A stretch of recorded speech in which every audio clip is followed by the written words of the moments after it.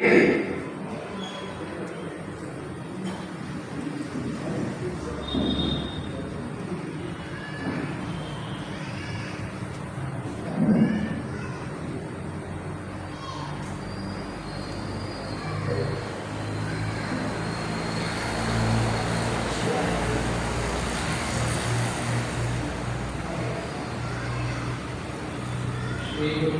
नमः।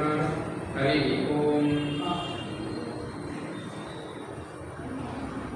स्थापकाय च धर्मस्य सर्वधर्मस्वरूपिणे अवतारवरिष्ठाय रामकृष्णाय ते नमः।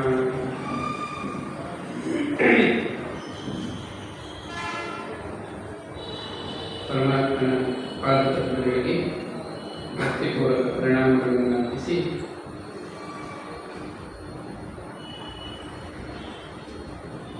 ಎಲ್ಲ ಆತ್ಮೀಯ ಬಂಧುಗಳು, ಕರ್ಮ ಸಿದ್ಧಾಂತ ಅನ್ನುವಂಥದ್ದು ವೇದಾಂತದ ಒಂದು ಭಾಗ. ಜ್ಞಾನ ಮತ್ತು ಕರ್ಮ ಇವೆರಡೂ ಕೂಡ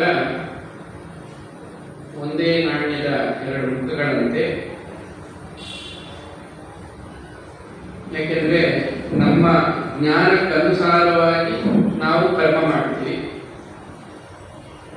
ಹಾಗೆ ನಮ್ಮ ಕರ್ಮಕ್ಕನುಸಾರವಾಗಿ ನಮಗೆ ಜ್ಞಾನ ಕೂಡ ಪ್ರಾಪ್ತಿಯಾಗ್ತದೆ. ಜ್ಞಾನ ಅಂದ್ರೆ ಏನು ಅಂತ ಪ್ರಶ್ನೆ ಮಾಡಿದಾಗ ಸ್ವಾಮಿ ವಿವೇಕಾನಂದರು ಹೇಳ್ತಾರೆ, ಅನುಭವವೇ ಜ್ಞಾನ, ಎಕ್ಸ್ಪೀರಿಯನ್ಸ್ ಈಸ್ ನಾಲೆಡ್ಜ್ ಅಂತ ಹೇಳ್ತಾರೆ. ಎಂತಹ ಅನುಭವ ಅದು? ನಮ್ಮ ಕರ್ಮಕ್ಕನುಸಾರವಾಗಿ ನಮಗೆ ಅನುಭವ ಆಗ್ತಾ ಇರುತ್ತೆ. ಶುಭ ಕರ್ಮಗಳನ್ನು ಆಚರಿಸಿದವರಿಗೆ ಒಳ್ಳೆಯ ಅನುಭವ ಆಗ್ತಾ ಇರುತ್ತೆ. ಅಶುಭ ಕರ್ಮಗಳನ್ನು ಆಚರಿಸಿರುವವರಿಗೆ ಅದರ ಪರಿಣಾಮ ಬೇರೆ ರೀತಿಯಲ್ಲಿ ದುಃಖ ಇತ್ಯಾದಿ ರೀತಿಯಲ್ಲಿ ಉಂಟಾಗ್ತಾ ಇರುತ್ತೆ. ಈ ಕರ್ಮ ಮತ್ತು ಜ್ಞಾನ ಅನ್ನುವಂಥದ್ದು ಒಂದನ್ನೊಂದು ಆಶ್ರಯಿಸಿರುತ್ತೆ. ಈ ಕರ್ಮ ಸಿದ್ಧಾಂತದಲ್ಲಿ ನಾವು ಮೊದಲನೇದಾಗಿ ಕರ್ಮ ಅಂದ್ರೇನು, ಹಾಗೆ ಯಾಕೆ ನಾವು ಕರ್ಮವನ್ನು ಮಾಡಬೇಕಾಗುತ್ತೆ, ಹೇಗೆ ಮಾಡಬೇಕು, ಆ ವಿಚಾರವನ್ನು ಕೂಡ ಗಮನಿಸಿದ್ವಿ. ಭಗವಂತನ ಆದೇಶ ಏನು ಅದನ್ನು ಕೂಡ ನಾವು ತಕ್ಕ ಮಟ್ಟಿಗೆ ಅರ್ಥ ಮಾಡಿಕೊಳ್ಳಿ. ಭಗವಂತನ ಆದೇಶ ಏನು ಅಂದ್ರೆ, ನೀನು ಈ ಕರ್ಮಭೂಮಿಯಲ್ಲಿ ಹುಟ್ಟಿದ ಮೇಲೆ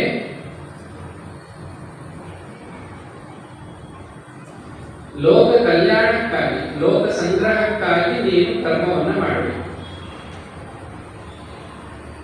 ಹಾಗಾಗಿ ಯಾವುದೇ ಒಂದು ಕ್ಷೇತ್ರ ಆಗ್ಬೋದು, ಅವರವರ ಪ್ರಾರಬ್ಧಕ್ಕನುಸಾರವಾಗಿ ಅವರಿಗೆ ಅಂತಹ ಕ್ಷೇತ್ರದಲ್ಲಿ ಕರ್ಮವನ್ನು ಮಾಡಬೇಕು ಅಂತ ವಿಧಿ ವಿಧಿಸಿರುತ್ತೆ. ಅವರು ಅದರಿಂದ ತಪ್ಪಿಸ್ಕೊಳ್ಳಕ್ ಆಗೋದು ಇಲ್ಲ.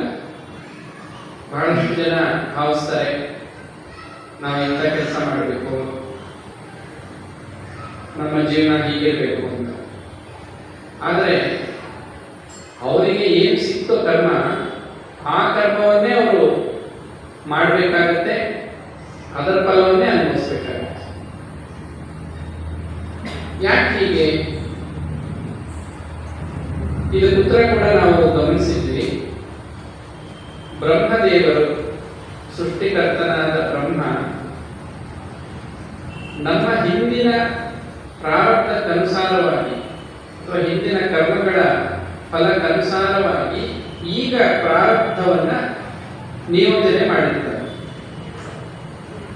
ಇಂಥ ಪ್ರಾರಬ್ಧವನ್ನ ಅನುಭವಿಸ್ತಾ ಈ ಜೀವ ಜ್ಞಾನವನ್ನು ಪಡ್ಕೋಬೇಕು. ಜ್ಞಾನದ ಹಂತ ಮತ್ತೆ ಜ್ಞಾನವನ್ನ ಒಬ್ಬೊಬ್ಬರು ಒಂದೊಂದು ರೀತಿಯಲ್ಲಿ ಗಳಿಸ್ತಾ ಇರ್ತಾರೆ.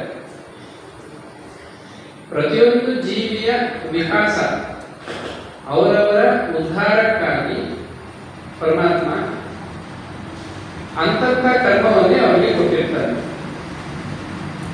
ಇದನ್ನ ಸ್ವಧರ್ಮ ಅಂತ ಕರೀತಾರೆ. ಈಗ ನಮ್ಮ ಸ್ವಧರ್ಮವನ್ನು ನಾವು ಆಚರಿಸ್ತಾ ತನ್ಮೂಲಕ ನಾವು ಮಾಡಬೇಕಾಗಿರೋದೇನು, ಗಳಿಸೋದೇನು ಅಂದ್ರೆ ಜ್ಞಾನ. ಈಗ ಎರಡು ವಿಚಾರ ಇದೆ. ಒಂದು ಕರ್ಮದಿಂದ ಧನ ಸಂಪಾದನೆ ಅಥವಾ ಕೀರ್ತಿ ಸಂಪಾದನೆ, ಮತ್ತಿನ್ಯಾವುದೋ ಒಂದು ಲಾಭ. ಇದು ಕರ್ಮದಿಂದ ನಮಗಾಗುತ್ತೆ ಅಂತ ಸಾಮಾನ್ಯರು ಭಾವಿಸ್ತಾರೆ. ಇದು ಒಂದಷ್ಟು ಸಿಗುತ್ತೆ. ಆದರೆ ನಿಜವಾಗಿ ನಾವು ಈಗ ಕರ್ಮ ಮಾಡ್ತಾ ಇರೋ ಉದ್ದೇಶ ಇದು ಯಾವುದೂ ಅಲ್ಲ. ಅನ್ನಕ್ಕಾಗಿ ಇನ್ನೊಂದು ಮತ್ತೊಂದು ಎಲ್ಲ ಅದು ನಿಮಿತ್ತ ಅಷ್ಟೇ. ಆ ರೀತಿ ಕಂಡು ಬರುತ್ತೆ. ವಾಸ್ತವವಾಗಿ ನಮಗೆ ಭಗವಂತ ಇಂತಹ ಕರ್ಮವನ್ನೇ ಮಾಡಬೇಕು ಅಂತ ಯಾಕೆ ವಿಧಿಸಿರ್ತಾನೆ? ಜ್ಞಾನವನ್ನ ಗಳಿಸೋದಕ್ಕೆ. ಇಂತಹ ಕರ್ಮವನ್ನ ಮಾಡಿ ಈ ಜೀವ ಇಷ್ಟು ಜ್ಞಾನವನ್ನು ಗಳಿಸಬೇಕು. ಕೆಲವರಿಗೆ ದೈಹಿಕ ಶ್ರಮ ಹೆಚ್ಚಾಗಿರುವಂತಹ ಕರ್ಮವನ್ನ ಅವ್ರಿಗೆ ವಿಧಿಸಿರ್ತಾರೆ ಪರಮಾತ್ಮ. ಇನ್ನು ಕೆಲವರಿಗೆ ಮಾನಸಿಕವಾಗಿ ಬುದ್ಧಿಯಿಂದ ಮಾಡುವಂತಹ ಕರ್ಮ ಹೆಚ್ಚಾಗಿರುತ್ತೆ. ಅವರವರಿಗೆ ಏನೆಲ್ಲ ಸಿಗಬೇಕು ಅದಕ್ಕನುಗುಣವಾಗಿ ಯೋಜನೆ ಮಾಡಬೇಕು. ಹೀಗಾಗಿ ಒಂದು ವಿಚಾರ ನಮಗೆ ಸ್ಪಷ್ಟ ಆಯಿತು. ನಮಗೆ ಭಗವಂತ ಅದನ್ನೇನಂತಾರೆ ಅಂದ್ರೆ ವಿಧಿ ಅಂತ ಕರೀತಾರೆ. ಹಣೆ ಬರಹ, ವಿಧಿ ಎಲ್ಲ ನಮ್ಮ ಹಣೆ ಬರಹ ಅಂತ ಕರೀತಾ ಇರ್ತಾರೆ ಮನುಷ್ಯ. ಅದರಿಂದ ತಪ್ಪಿಸ್ಕೊಳಕ್ಕಾಗಲ್ಲ. ಇದೇ ಮಾತನ್ನ ಕೃಷ್ಣ ಅರ್ಜುನನಿಗೆ ಹೇಳಿದ್ದು, ನೀನು ಕ್ಷತ್ರಿಯ ಕುಲದಲ್ಲಿ ಹುಟ್ಟಿದೀಯಾ, ಧರ್ಮಕ್ಕಾಗಿ ಯುದ್ಧ ಮಾಡೋದು ನಿನ್ನ ವಿಧಿ. ನೀನು ಯುದ್ಧ ಮಾಡಲೇಬೇಕು, ಮಾಡಲ್ಲ ಅಂತ ಹೇಳಕ್ಕಾಗಲ್ಲ. ತನ್ಮೂಲಕ ನೀನು ಒಂದು ಅನುಭವ ಪಡ್ಕೋತೀಯ, ಜ್ಞಾನ ಪಡ್ಕೋತೀಯ, ಅದು ನಿನಗೆ ಅವಶ್ಯಕತೆ ಇದೆ. ಹಾಗೆ ಮಹಾತ್ಮರ ಜೀವನ ನಾವು ಗಮನಿಸ್ತೀವಿ. ಪ್ರತಿಯೊಬ್ಬರ ಜೀವನ ಕೂಡ ವಿಭಿನ್ನವಾಗಿರುತ್ತೆ. ಎಲ್ಲರೂ ಜ್ಞಾನಿಗಳೇ. ನೋಡಿ, ಒಂದು ಉದಾಹರಣೆ, ರಮಣ ಮಹರ್ಷಿಗಳು, ಅವರು ಜ್ಞಾನಿಗಳು. ಅವರ ಜೀವನ ಹೇಗಿತ್ತು? ಅವರು ಸಂಚಾರನೇ ಇಲ್ಲ, ಒಂದೇ ಕಡೆ ಇತ್ತು. ವಿವೇಕಾನಂದರು ಜ್ಞಾನಿಗಳು. ಅವರ ಜೀವನ ಹೇಗಿತ್ತು? ಅವರ ಕರ್ಮ, ಅವರ ಜೀವನ ಹೇಗಿತ್ತು? ವಿಭಿನ್ನವಾಗಿ. ಶಂಕರಾಚಾರ್ಯರ ಜೀವನ ಕರ್ಮ ಅವ್ರದ್ದು ಹೇಗಿತ್ತು? ಅದು ವಿಭಿನ್ನವಾಗಿ. ದಾಸರುಗಳು, ಮಹಾರಾಷ್ಟ್ರದ ಸಂತರು, ಬೇರೆ ಬೇರೆ ಆಚಾರ್ಯರು, ಒಬ್ಬರ ಪ್ರಾರಬ್ಧ ಇರೋ ಹಾಗೆ ಇನ್ನೊಬ್ಬರ ಪ್ರಾರಬ್ಧ ಇರೋಲ್ಲ. ಮತ್ತೆ ಎಲ್ಲರೂ ಜ್ಞಾನಿಗಳೇ. ಹೀಗಾಗಿ ಇದೆಲ್ಲ ಕೂಡ ಸೃಷ್ಟಿಕರ್ತನಾದ ಬ್ರಹ್ಮನ ಒಂದು ಯೋಜನೆ. ಅದಕ್ಕನುಗುಣವಾಗಿ ಅದು ನಡೆಯುತ್ತೆ. ಇಷ್ಟು ನಮಗೆ ಅರ್ಥ ಆಗಬೇಕು. ಈಗ ನಮಗೆ ಗೊತ್ತಿರುವಂತಹ ಈ ಕರ್ಮವನ್ನ ನಾವು ತಪ್ಪಿಸ್ಕೊಳ್ಳೋಕ್ಕಂತೂ ಆಗಲ್ಲ. ಅದನ್ನು ಮಾಡೇ ಮುಗಿಸ್ಬೇಕು. ಯಾವ ಭಾವದಲ್ಲಿ ಮಾಡಬೇಕು, ಇದು ನಮಗೆ ಮುಂದಿನ ಕರ್ಮಕ್ಕೆ ಇದು ಕಾರಣ ಆಗುತ್ತೆ. ಅಥವಾ ಮುಂದಿನ ನಮ್ಮ ಪ್ರಾರಬ್ಧವನ್ನು, ನಮ್ಮ ಹಣೆ ಬರಹವನ್ನು ನಾವೇ ಬರ್ಕೋತೀವಿ ಅಂತ ಸ್ವಾಮಿ ವಿವೇಕಾನಂದ ಹೇಳ್ತಾರೆ. You are the maker of your own destiny. ಹೇಗೆ ಹೇಳಿದ್ರು? ಈಗ ನಮಗೆ ಸಿಕ್ಕಿರುವಂತಹ ಪ್ರಾರಬ್ಧವನ್ನ ಯಾವ ಭಾವದಲ್ಲಿ ನಾವು ಮಾಡ್ತೀವೋ ಭಾವಕ್ಕೆ ತಕ್ಕಂತೆ ಮತ್ತೆ ಕರ್ಮಗಳು ಸೃಷ್ಟಿಯಾಗ್ತಾ ಇದೆ. ಒಂದೇ ಥರ ಆಗೋದಿಲ್ಲ, ಎಲ್ರಿಗೂ ಒಂದೇ ಥರ ಕರ್ಮ ಸೃಷ್ಟಿಯಾಗಲ್ಲ. ಯಾಕಂದ್ರೆ ನೋಡಿ, ಈಗ ಒಂದು ಟೀಚರ್ ಕೆಲಸ, ಒಬ್ಬ ಶಿಕ್ಷಕ ಅಥವಾ ಶಿಕ್ಷಕಿ, ಅವರ ಪ್ರಾರಂಭದಲ್ಲಿ ಪಾಠ ಮಾಡಿ ಅದರಿಂದ ಜೀವನ ಮಾಡಬೇಕು ಅಂತ ಇದೆ. ಕೆಲವರು ಭಾವಿಸ್ತಾರೆ ಇದು ನನಗೆ ಒಂದು ಒಳ್ಳೆಯ ಅವಕಾಶ, ಮಕ್ಕಳ ಜೊತೆ ನಾನು ಸಂತೋಷವಾಗಿ ಇರ್ಬೋದು, ಮಾತಾಡ್ಕೊಳ್ಬೋದು, ಆಮೇಲೆ ನನ್ನಿಂದ ಮಕ್ಕಳಿಗೆ, ಎಷ್ಟೋ ಮಕ್ಕಳಿಗೆ ಶಿಕ್ಷಣವನ್ನು ಕೊಟ್ಟಂಗಾಗುತ್ತೆ, ಇದು ಒಳ್ಳೆ ಅವಕಾಶ ಅಂತ ಸಂತೋಷವಾಗಿ ಮಾಡೋರು ಇದ್ದಾರೆ. ಹಾಗೇನೆ ಅಯ್ಯೋ ಬರೀ ಶಿಕ್ಷಕ ವೃತ್ತಿನ ಇದರಲ್ಲಿ ಸಂಪಾದನೆ ಮಾಡೋದು ಅಷ್ಟರಲ್ಲೇ ಹೆಚ್ಚು ಸಂಪಾದನೆ ಮಾಡೋಕ್ಕಾಗಲ್ಲ, ಹಾಗಂತ ಬೇರೆ ಕೆಲಸನೂ ಆಗ್ತಾ ಇಲ್ಲ, ಇದನ್ನೇ ಮಾಡಬೇಕಾಗುತ್ತೆ. ಇನ್ನೇನ್ ಮಾಡೋದು, ವಿಧಿ ಇಲ್ಲ, ಮಾಡೋಣ. ನೋಡಿ, ಪ್ರಾರಂಭದಲ್ಲಿ ಶಿಕ್ಷಕ ವೃತ್ತಿ ಇಬ್ಬರಿಗೂ ಸಿಕ್ಕಿದೆ. ಒಬ್ಬರಿಗೆ ಸಂತೋಷವಾಗಿ ಮಾಡ್ತಾ ಇದ್ದಾರೆ, ವೃತ್ತಿ ಧರ್ಮ ಅಂತ ತಿಳಿದು ಮಾಡ್ತಾ ಇದ್ದಾರೆ. ಇನ್ನೊಬ್ಬರಿಗೆ ಅದೇ ಕೆಲಸ, ಬೇರೆ ವಿಧಿ ಇಲ್ಲ, ಏನ್ ಮಾಡೋದು, ಸಿಕ್ಕಿರೋದು ಈ ಕೆಲಸ ಅಂತ ಮಾಡ್ತಾರೆ. ಇವರಿಬ್ಬರಿಗೂ ಒಂದೇ ತರ ಫಲ ಸಿಗುತ್ತಾ? ಸಂಬಳ ಒಂದೇ ಸಿಗ್ಬೋದು, ಸರ್ಕಾರ ಒಂದೇ ತರ ಸಂಬಳ ಕೊಡ್ಬೋದು, ಭಗವಂತ ಕರ್ಮಫಲ ಒಂದೇ ತರ ಕೊಡೋದು.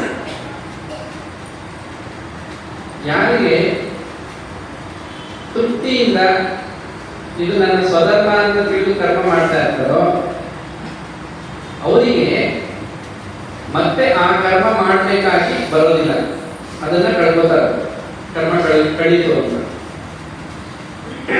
ಆದ್ರೆ ಯಾರು ಅಯ್ಯೋ ನಾನೇ ಮಾಡ್ಬೇಕಾ, ಇಷ್ಟೊಂದು ಕೆಲಸ ಮಾಡ್ಬೇಕಾ, ಹೇಗೆ ಮಾಡೋದು, ಕಡಿಮೆ ಮಾಡ್ಕೊಳ್ಳೋದು ಹೇಗೆ, ಇದರಿಂದ ತಪ್ಪಿಸ್ಕೊಳ್ಳೋದು ಹೇಗೆ ಅಂತ ಯೋಚನೆ ಮಾಡ್ತಾ ಇದ್ರೆ ಪರಮಾತ್ಮ ಏನ್ ಮಾಡ್ತಾನೆ, ಮತ್ತೆ ಅದೇ ಕೆಲಸ ಮಾಡೋ ಹಾಗೆ ಅವರನ್ನ ಅಲ್ಲಿಡ್ತಾನೆ. ಈ ಕೆಲವರಿಗೆ ಒಳ್ಳೆ ಮಕ್ಕಳು, ಒಳ್ಳೆ ಗಂಡ, ಒಳ್ಳೆ ಹೆಂಡತಿ, ಒಳ್ಳೆಯ ಹುಡುಗರು, ಈ ತರ ಎಲ್ಲ ಇರಬೇಕು ಅಂತ ಇಚ್ಛೆ. ಹಾಗಿದ್ರೆ ಕೆಲವ್ರಿಗೆ ಇರ್ತಾರೆ, ಕೆಲವ್ರಿಗೆ ಇರಲ್ಲ. ಈಗ ಅವ್ರ ಮಧ್ಯದಲ್ಲಿ ಜೀವನ ಮಾಡ್ಬೇಕಾಗಿದೆ, ಅದು ಅವರ ಕರ್ಮ. ಕೆಲವರು ಏನ್ ಮಾಡ್ತಾರೆ, ಈ ಕರ್ಮ ಸಿದ್ಧಾಂತ ಅರ್ಥ ಆಗಿರೋರು ಇದು ನಾನು ನನ್ನ ಕರ್ಮದಿಂದ ಪಡೆದುಕೊಂಡು ಬಂದಿರೋ ಫಲ, ಇದಕ್ಕೆ ಯಾರು ಜವಾಬ್ದಾರರಲ್ಲ, ಇದನ್ನ ನಾನೇ ಅನುಭವಿಸಿ ತೀರ್ಬೇಕು. ಸರಿ, ಏನ್ ಬರುತ್ತೋ ಅದನ್ನ ಅನುಭವಿಸೋಣ, ಭಗವಂತನ ಸ್ಮರಣೆ ಮಾಡಿಕೊಂಡು ಅನುಭವಿಸೋಣ ಅಂತೇಳಿ ಅವ್ರು ಒಳ್ಳೆಯವರು, ಸ್ವಲ್ಪ ಒಳ್ಳೆಯವರು, ಸ್ವಲ್ಪ ಕೆಟ್ಟವರು ಅನುಸರಿಸ್ಕೊಂಡು ಕರ್ಮನ ಮುಗಿಸ್ಬಿಡ್ತಾರೆ, ಅಲ್ಲಿಗೆ ಕರ್ಮ ತೀರ್ತು. ಕೆಲವರು ಏನ್ ಮಾಡ್ತಾರೆ, ಅಯ್ಯೋ ಇಂಥವ್ರನ್ನ ಕಟ್ಕೋಬೇಕಾಗುತ್ತಲ್ಲ, ಇನ್ನು ಚೆನ್ನಾಗಿರೋರು ಸಿಕ್ಕಿದ್ರೆ ಎಷ್ಟು ಚೆನ್ನಾಗಿರೋದು, ಇನ್ನು ಹೆಚ್ಚು ಸಂಪಾದನೆ ಮಾಡೋರು ಸಿಕ್ಕಿದ್ರೆ ಎಷ್ಟು ಚೆನ್ನಾಗಿರೋದು, ಇನ್ನು ಹೆಚ್ಚು ಬುದ್ಧಿವಂತರು ಆಗಿರುವಂತ ಮಕ್ಕಳು ಇದ್ದಿದ್ರೆ ಎಷ್ಟು ಚೆನ್ನಾಗಿರೋದು. ಅಂದ್ರೆ ಸಿಕ್ಕಿರುವಂತ ಪ್ರಾರಂಭದಲ್ಲಿ ಅವ್ರಿಗೆ ದೋಷವನ್ನು ನೋಡ್ತಾ ಇದ್ದಾರೆ, ತೃಪ್ತಿ ಇಲ್ಲ. ಆಗ ಭಗವಂತ ಏನ್ ಮಾಡ್ತಾನೆ ಅಂದ್ರೆ ಮತ್ತೆ ಅಂತ ಕೆಟ್ಟವರು, ತರಲೆಗಳು ಅಂತವ್ರನ್ನೇ ಮತ್ತೆ ಕೊಡ್ತಾನೆ, ಅಂತವರೇ ಸಿಗ್ತಾರೆ ಮತ್ತೆ. ಅಂದ್ರೆ ಮುಂದಿನ ಜನ್ಮದಲ್ಲೂ ಹೆಚ್ಚು ಕಮ್ಮಿ ಹಾಗೆ ಇರ್ತಾರೆ. ಏನಿದು ಪರಮಾತ್ಮನ ಲೀಲೆ ಅಂದ್ರೆ, ನಾವು ನಮಗೆ ಜೀವನದಲ್ಲಿ ಬರುವಂತ ಕಷ್ಟ, ಸುಖ, ಸನ್ಮಾನ, ಅವಮಾನ, ಲಾಭ, ನಷ್ಟ, ಪ್ರತಿಯೊಂದರಿಂದ ಒಂದು ಪಾಠ ಕಲಿಬೇಕಾಗಿದೆ. ಪಾಠ ಕಲಿಯೋದು ಬಿಟ್ಟು, ಪಾಠ ಕಲಿತು ತನ್ನ ತಾನು ತಿದ್ಕೊಳ್ಳೋದು ಬಿಟ್ಟು, ಅಯ್ಯೋ ಇದು ಹೀಗಿರಬಾರ್ದಾಗಿತ್ತು, ಹಾಗಿದ್ದಿದ್ರೆ ಚೆನ್ನಾಗಿರ್ತಾ ಇತ್ತು ಅಂತೇನಾದ್ರು ಅನ್ಕೊಂಡ್ರೆ ಪಾಠ ಕಲಿಯಕ್ಕಾಗಲ್ಲ. ಅದನ್ನೇ ವಿವೇಕಾನಂದರು ಹೇಳಿದ್ದು, ಎಕ್ಸ್ಪೀರಿಯನ್ಸ್ ಈಸ್ ನಾಲೆಡ್ಜ್. ಎಕ್ಸ್ಪೀರಿಯನ್ಸ್ ಏನೋ ಆಗ್ತಾ ಇದೆ, ಆದ್ರೆ ಅದು ಸರಿಯಾಗಿ ಅರ್ಥ ಆಗ್ತಾ ಇಲ್ಲ, ಅದು ನಾಲೆಡ್ಜ್ ಆಗಿ ಕನ್ವರ್ಟ್ ಆಗ್ತಾ ಇದೆ. ಸೂಕ್ಷ್ಮ ಗೊತ್ತಾಯ್ತಾ? ಕಷ್ಟದ ಅನುಭವ ಹಲವಾರು ಜನಕ್ಕೆ ಆಗ್ತಾ ಇದೆ. ಕೆಲವರು ಈ ಕಷ್ಟವನ್ನ ನನ್ನ ಪ್ರಾರಬ್ಧ ಅಂತ ಹೇಳಿ ಅನುಭವಿಸಿ ಮುಗಿಸ್ಬಿಡ್ತಾರೆ. ಕೆಲವರು ಇದರಿಂದ ನಾನೇನೋ ಕಲಿಬೇಕು ಅಂತ ಕಲ್ತ್ಕೋತಾರೆ. ಹೀಗೆ ಒಬ್ಬೊಬ್ರು ಒಂದೊಂದು ಭಾವದಲ್ಲಿ ಕರ್ಮವನ್ನ ಮಾಡ್ತಾ ಇದ್ದಾರೆ. ಈಗ ಒಂದು ಪೂಜಾ ಕಾರ್ಯ ಆಗ್ಬೋದು, ಪೂಜೆ ಮಾಡೋದು. ಕೆಲವರು ಅಯ್ಯೋ ಭಗವಂತನ ಪೂಜೆ ಮಾಡುವಂತ ಅವಕಾಶ ಸಿಗ್ತದಪ್ಪ, ಅದರಲ್ಲೇ ಜೀವನ ಕಳೀತಾ ಇದೆ, ಎಂತ ಅದೃಷ್ಟ, ಇದು ನನಗೆ ಸಿಕ್ಕಿರುವಂತ ಒಂದು ಒಳ್ಳೆ ಅವಕಾಶ. ಆದ್ರೆ ಎಲ್ಲರೂ ಆ ತರ ಭಾವಿಸಿರಲ್ಲ. ಅಯ್ಯೋ ಇದರಲ್ಲಿ ಬರೋದೆಷ್ಟು, ಬೇರೆಯವರು ಕೊಡೋ ದಕ್ಷಿಣೆ, ಬೇರೆಯವರು ಕೊಡೋ ಸಂಬಳದಲ್ಲಿ ಜೀವನ ಮಾಡ್ಬೇಕಾ, ಇದರಲ್ಲಿ ಹೆಚ್ಚು ಸಂಪಾದನೆ ಆಗಲ್ವಲ್ಲ, ಈ ರೀತಿ ಭಾವಿಸ್ತಾರೆ. ಈಗೇನಾಯ್ತು, ಕರ್ಮ ಮಾಡ್ತಾ ಇರೋದು ಒಂದೇ ರೀತಿಯಾದ ಕರ್ಮವನ್ನ ಹಲವಾರು ಜನ ಮಾಡ್ತಾ ಇದ್ದಾರೆ.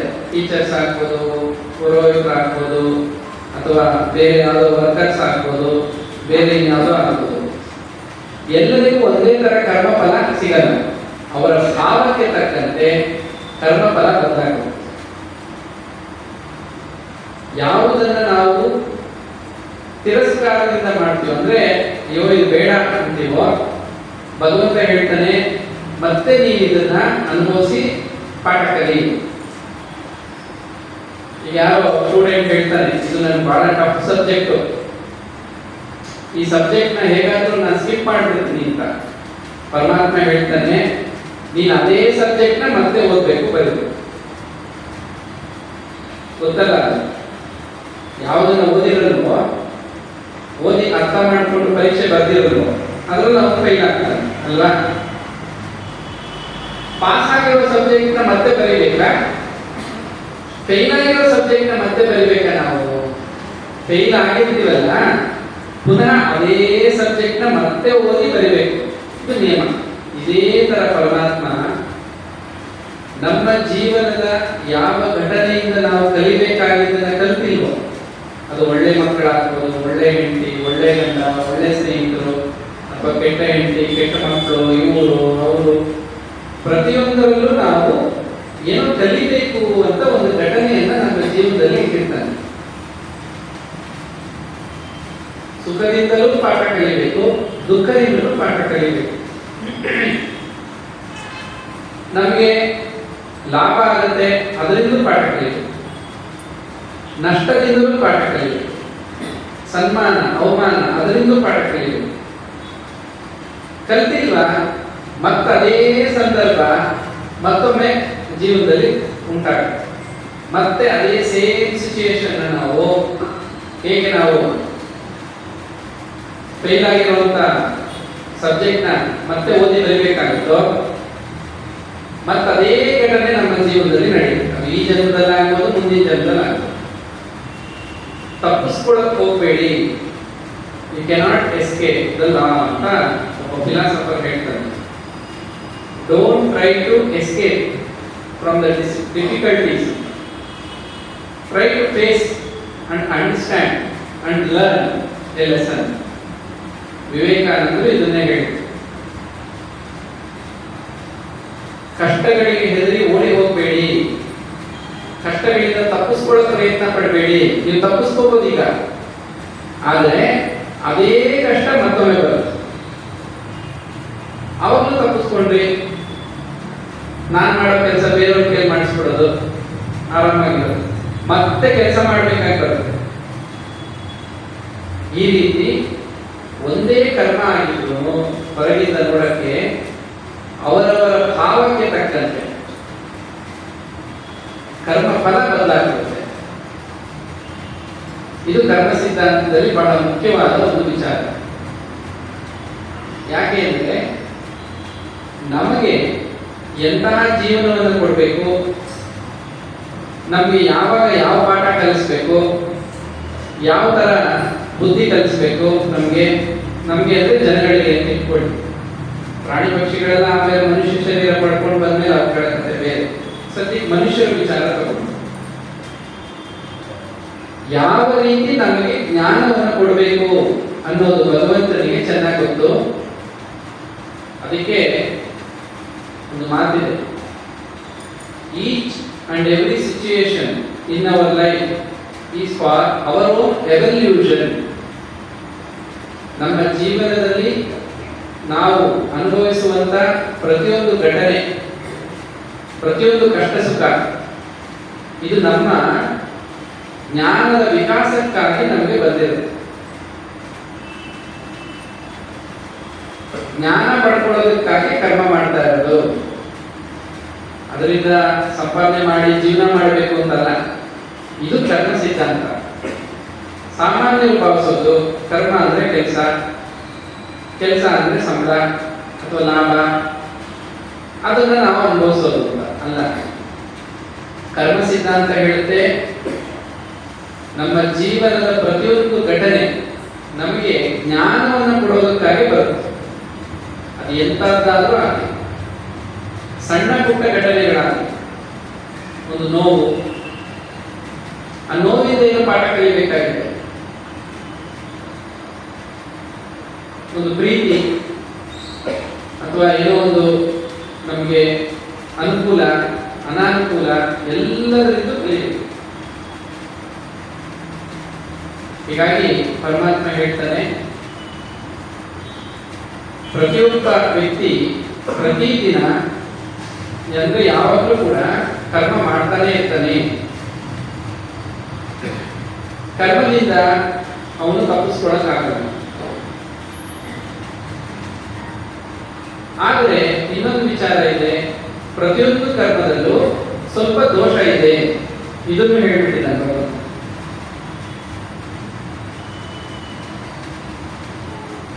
ಬೆಂಕಿಯಲ್ಲಿ ಸ್ವಲ್ಪವಾದರೂ ಹೊಗೆ ಹೇಗಿರುತ್ತೋ ಹಾಗೆ ಅದು ಒಳ್ಳೆ ಕೆಲಸ ಆಗಲಿ ಕೆಟ್ಟ ಕೆಲಸ ಆಗಲಿ ಯಾವುದೇ ರೀತಿಯಾಗಿ ಪ್ರಾಪಂಚಿಕ ಆಧ್ಯಾತ್ಮಿಕ ಯಾವುದೇ ಆದರೂ ಅದರಲ್ಲಿ ಸ್ವಲ್ಪವಾದರೂ ದೋಷ ಇದ್ದೇ.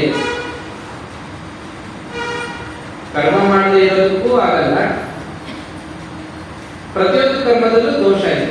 ಇದೆರಡೂ ಕೂಡ ಭಗವದ್ಗೀತೆಯಲ್ಲಿ ಸ್ಪಷ್ಟವಾಗಿ ತಿಳಿಸಿದೆ. ಈಗ ಏನ್ ಮಾಡಬೇಕು ಮನುಷ್ಯ?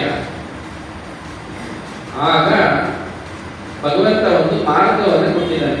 ಅದನ್ನೇ ಇವತ್ತು ನಾವು ಗಮನಿಸ್ತೀವಿ. ಅದಕ್ಕೆ ಹೆಸರು ನೈಷ್ಕರ್ಮ ಸಿದ್ಧಿ ಅಂತ. ಕರ್ಮ ಸಿದ್ಧಾಂತ ಆಯಿತು, ಅವರವರ ಹಿಂದಿನ ಪ್ರಾರಬ್ಧಕ್ಕನುಸಾರವಾಗಿ ಕರ್ಮಫಲ ತನಗಾಗಿ ಮಾಡಿಕೊಳ್ಳದೆ ಇರೋದು, ಪರಮಾತ್ಮನ ಪ್ರೀತ್ಯರ್ಥವಾಗಿ ಕರ್ಮ ಮಾಡೋದು, ಲೋಕ ಕಲ್ಯಾಣಕ್ಕಾಗಿ ಕರ್ಮ ಮಾಡೋದು, ಇದೆಲ್ಲ ಒಂದಾಯಿತು. ಈಗ ಅಂತರಂಗದ ವಿಚಾರಕ್ಕೆ ಬಂದಾಗ ಹೊರಗಡೆ ಏನೋ ಕರ್ಮ ಮಾಡ್ತಾ ಇದ್ದಾರೆ, ನೋಡೋದಕ್ಕೆ ಒಂದೇ ತರ ಕಾಣ್ತಾರೆ. ಒಂದು 100 ಜನ ವರ್ಕರ್ಸ್ ಕೆಲಸ ಮಾಡ್ತಾ ಇದ್ದಾರೆ. ಆ 100 ಜನ ಕೆಲಸಗಾರರು ಕೂಡ ಒಳಗಡೆ ಒಂದೇ ರೀತಿ ಭಾವಿಸ್ಕೊಂಡು ಕೆಲಸ ಮಾಡ್ತಾ ಇದ್ದಾರೆ. ಈಗೇನಾಯ್ತು, 100 ಜನ 8 hours ಡ್ಯೂಟಿ ಮಾಡಿದ್ದಾರೆ, ಆದರೆ 100 ಜನಕ್ಕೂ ಸಿಗುವಂತ ಕರ್ಮಫಲ ಬೇರೆ ಬೇರೆ ತರ. ಅದೇ ಕೆಲಸ ಅಷ್ಟೇ ಸಮಯ, ಆದರೆ ಸಂಬಳ ಅದೇ ಕೊಡ್ಬೋದು ಇವರು. ಭಗವಂತ ಕೊಡುವಂತ ಕರ್ಮಫಲ ಮಾತ್ರ ಬೇರೆ ಬೇರೆ. ಈಗ ಮದುವೆ ಮಾಡಿಕೊಂಡು ಜೀವನ ಮಾಡಿಕೊಂಡು ಮಕ್ಕಳಿಗೆ ಜನ್ಮ ಕೊಟ್ಟು ಮಕ್ಕಳನ್ನ ಹೆತ್ತು ಸಾಕಿ ಸಲಹಿ ಅವ್ರಿಗೇನ್ ಬೇಕು ಒಂದು ವ್ಯವಸ್ಥೆ ಮಾಡಿ ಇದನ್ನ ಮಾಡ್ತಾ ಇದ್ದಾರೆ. ಆದರೆ ಎಲ್ಲಾ ಗೃಹಸ್ಥರಿಗೂ ಗೃಹಸ್ಥಾಶ್ರಮದಲ್ಲಿ ಒಂದೇ ತರ ಅನುಭವ ಆಗ್ತಾ ಇದೆಯಾ? ಇದು ಅವ್ರಿಗೆ ಗೊತ್ತು, ಆಗಕ್ಕೆ ಸಾಧ್ಯ ಇಲ್ಲ ಅಂತ. ಅಲ್ಲಪ್ಪ, ಮದುವೆ ಒಂದೇ ರೀತಿ ಆಗಿದೆ ಅಂದ್ರೆ ಮದುವೆ ಅಂತ ಆಗಿದೆ, ಕೆಲಸ ಆಗ್ತಾ ಇದೆ, ಸಂತಾನ ಆಯ್ತು, ಅವರು ಬೆಳೀತಾರೆ, ಅವ್ರ ಶಿಕ್ಷಣ, ಅವ್ರ ಮದುವೆ ಎಲ್ಲ ಒಂದೇ ತರ ನಡೀತಾ ಇದೆಯಲ್ಲ. ಆದರೆ ಅವರಿಗೆ ಸಿಗೋ ಕರ್ಮಫಲ, ಗೃಹಸ್ಥಾಶ್ರಮದಲ್ಲಿ ಕೆಲವರು ಹೆಚ್ಚು ಸಂತೋಷವಾಗಿರ್ತಾರೆ, ಕಡಿಮೆ ಸಂತೋಷ, ಕೆಲವರು ಸಂತೋಷವೇ ಇಲ್ಲ, ಬೈಕೊಂಡು ಗೊಣಕೊಂಡು ಜೀವನ ಮಾಡ್ತಾರೆ, ಕೆಲವರು ಏನೋ ಯಾರು ಸಿಕ್ಕಿದಾರೋ ಅವ್ರ ಹತ್ರನೇ ಅವರೇ ಈ ಭಗವಂತ ಕೊಟ್ಟಿರೋ ಮಕ್ಕಳು, ಭಗವಂತ ಹಾಕಿರೋ ಗಂಟು, ಬ್ರಹ್ಮ ಗಂಟು, ಸರಿ ಬಂದಿದ್ ಬರ್ಲಿ ಅಂತ ಅನುಸರಿಸ್ಕೊಂಡು ಹೋಗ್ತಾ ಇದ್ದಾರೆ. ಅಲ್ಲೇನಾಗುತ್ತೆ, ಭಾವಕ್ಕೆ ತಕ್ಕಂತೆ ಕರ್ಮಫಲ ಬದಲಾಗುತ್ತೆ. ಸೊ ಕರ್ಮ ಸಿದ್ಧಾಂತದಲ್ಲಿ ನಾವು ಇಷ್ಟು ತಿಳ್ಕೊಂಡ್ಮೇಲೆ ಈಗ ನಾವು ಮುಂದಿನದಾಗಿ ಗಮನಿಸಬೇಕಾಗಿರೋದು ನೈಷ್ಕರ್ಮ ಸಿದ್ಧಿ. ಇದು ಸ್ವಲ್ಪ ಜ್ಞಾನ ಮಿಶ್ರಿತ ವಿಚಾರ. ಇಲ್ಲಿವರೆಗೂ ನಾವು ನೋಡಿದ್ದೇನು ಅಂದ್ರೆ ಕರ್ಮ ಯಾಕೆ ಮಾಡಬೇಕು, ಇದು ಯಾಕೆ ಹೀಗಿರುತ್ತೆ, ಹೀಗೆ ಮಾಡಬೇಕು, ಹಾಗೆ ಮಾಡಬೇಕು ಅಂತ. ಈಗೇನಾಗುತ್ತೆ, ಇದು ಜ್ಞಾನ ಯೋಗಕ್ಕೆ ಟರ್ನ್ ಆಗುತ್ತೆ. ಇದು ನೋಡಿ 3ನೇ ಅಧ್ಯಾಯ ಭಗವದ್ಗೀತೆಯಲ್ಲಿ ಕರ್ಮಯೋಗ, ನೆಕ್ಸ್ಟ್ ಚಾಪ್ಟರ್, ನೆಕ್ಸ್ಟ್ ಅಧ್ಯಾಯ ಜ್ಞಾನ ಯೋಗ. ಕರ್ಮಯೋಗಕ್ಕೆ ಸಂಬಂಧಪಟ್ಟಂತಹ ಪ್ರಶ್ನೆಯನ್ನ ಅರ್ಜುನ ಕೇಳಿದ್ದು, ಉತ್ತರ ಕೊಟ್ಟಿದ್ದು ಜ್ಞಾನ ಯೋಗಕ್ಕೆ ಸಂಬಂಧಪಟ್ಟಂತ ಉತ್ತರ ಬಂತು. ಅದಕ್ಕೆ ಜ್ಞಾನ ಯೋಗ ಆಯ್ತು 4ನೇ ಅಧ್ಯಾಯ. 5ನೇ ಅಧ್ಯಾಯ ಏನ್ ಬಂತು, ಕರ್ಮ ಸನ್ಯಾಸ ಯೋಗ ಅಂತ ಬಂತು. ಮತ್ತೆ ನೋಡಿ, ಕರ್ಮಯೋಗ, ಜ್ಞಾನ ಯೋಗ, ಕರ್ಮ ಸನ್ಯಾಸ ಯೋಗ 3 ಇದೆ ಪಕ್ಕದಲ್ಲೇ. ಕಂಟಿನ್ಯೂಟಿ ಇದು, ಕ್ವಶನ್ ಆನ್ಸರ್ಸ್ 3 ಬೇರೆ ಬೇರೆ ತರ ಉತ್ತರ ಇದೆ. ಬೇರೆ ಬೇರೆ ರೀತಿಯಲ್ಲಿ ಪರಮಾತ್ಮ ಕಂಟಿನ್ಯೂ ಮಾಡ್ಕೊಂಡು ಹೋಗಿದ್ದಾರೆ. ಇದನ್ನೆಲ್ಲ ನಾವು ಗಮನಿಸಬೇಕು. ಯಾಕೆ ಕರ್ಮಯೋಗ ಬಂದ್ಮೇಲೆ ಜ್ಞಾನ ಯೋಗ ಬಂತು, ಅದಾದ್ಮೇಲೆ ಕರ್ಮ ಸನ್ಯಾಸ ಅಂತ ಯಾಕೆ ಪರಮಾತ್ಮ ಈ ರೀತಿ ಉತ್ತರ ಕೊಟ್ಟ, ಇದೆಲ್ಲ ಅರ್ಥ ಆದಾಗ ನಮಗೆ ಕರ್ಮ ಸಿದ್ಧಾಂತವನ್ನು ಅರ್ಥ ಮಾಡ್ಕೊಳ್ಳೋ ಸುಲಭ.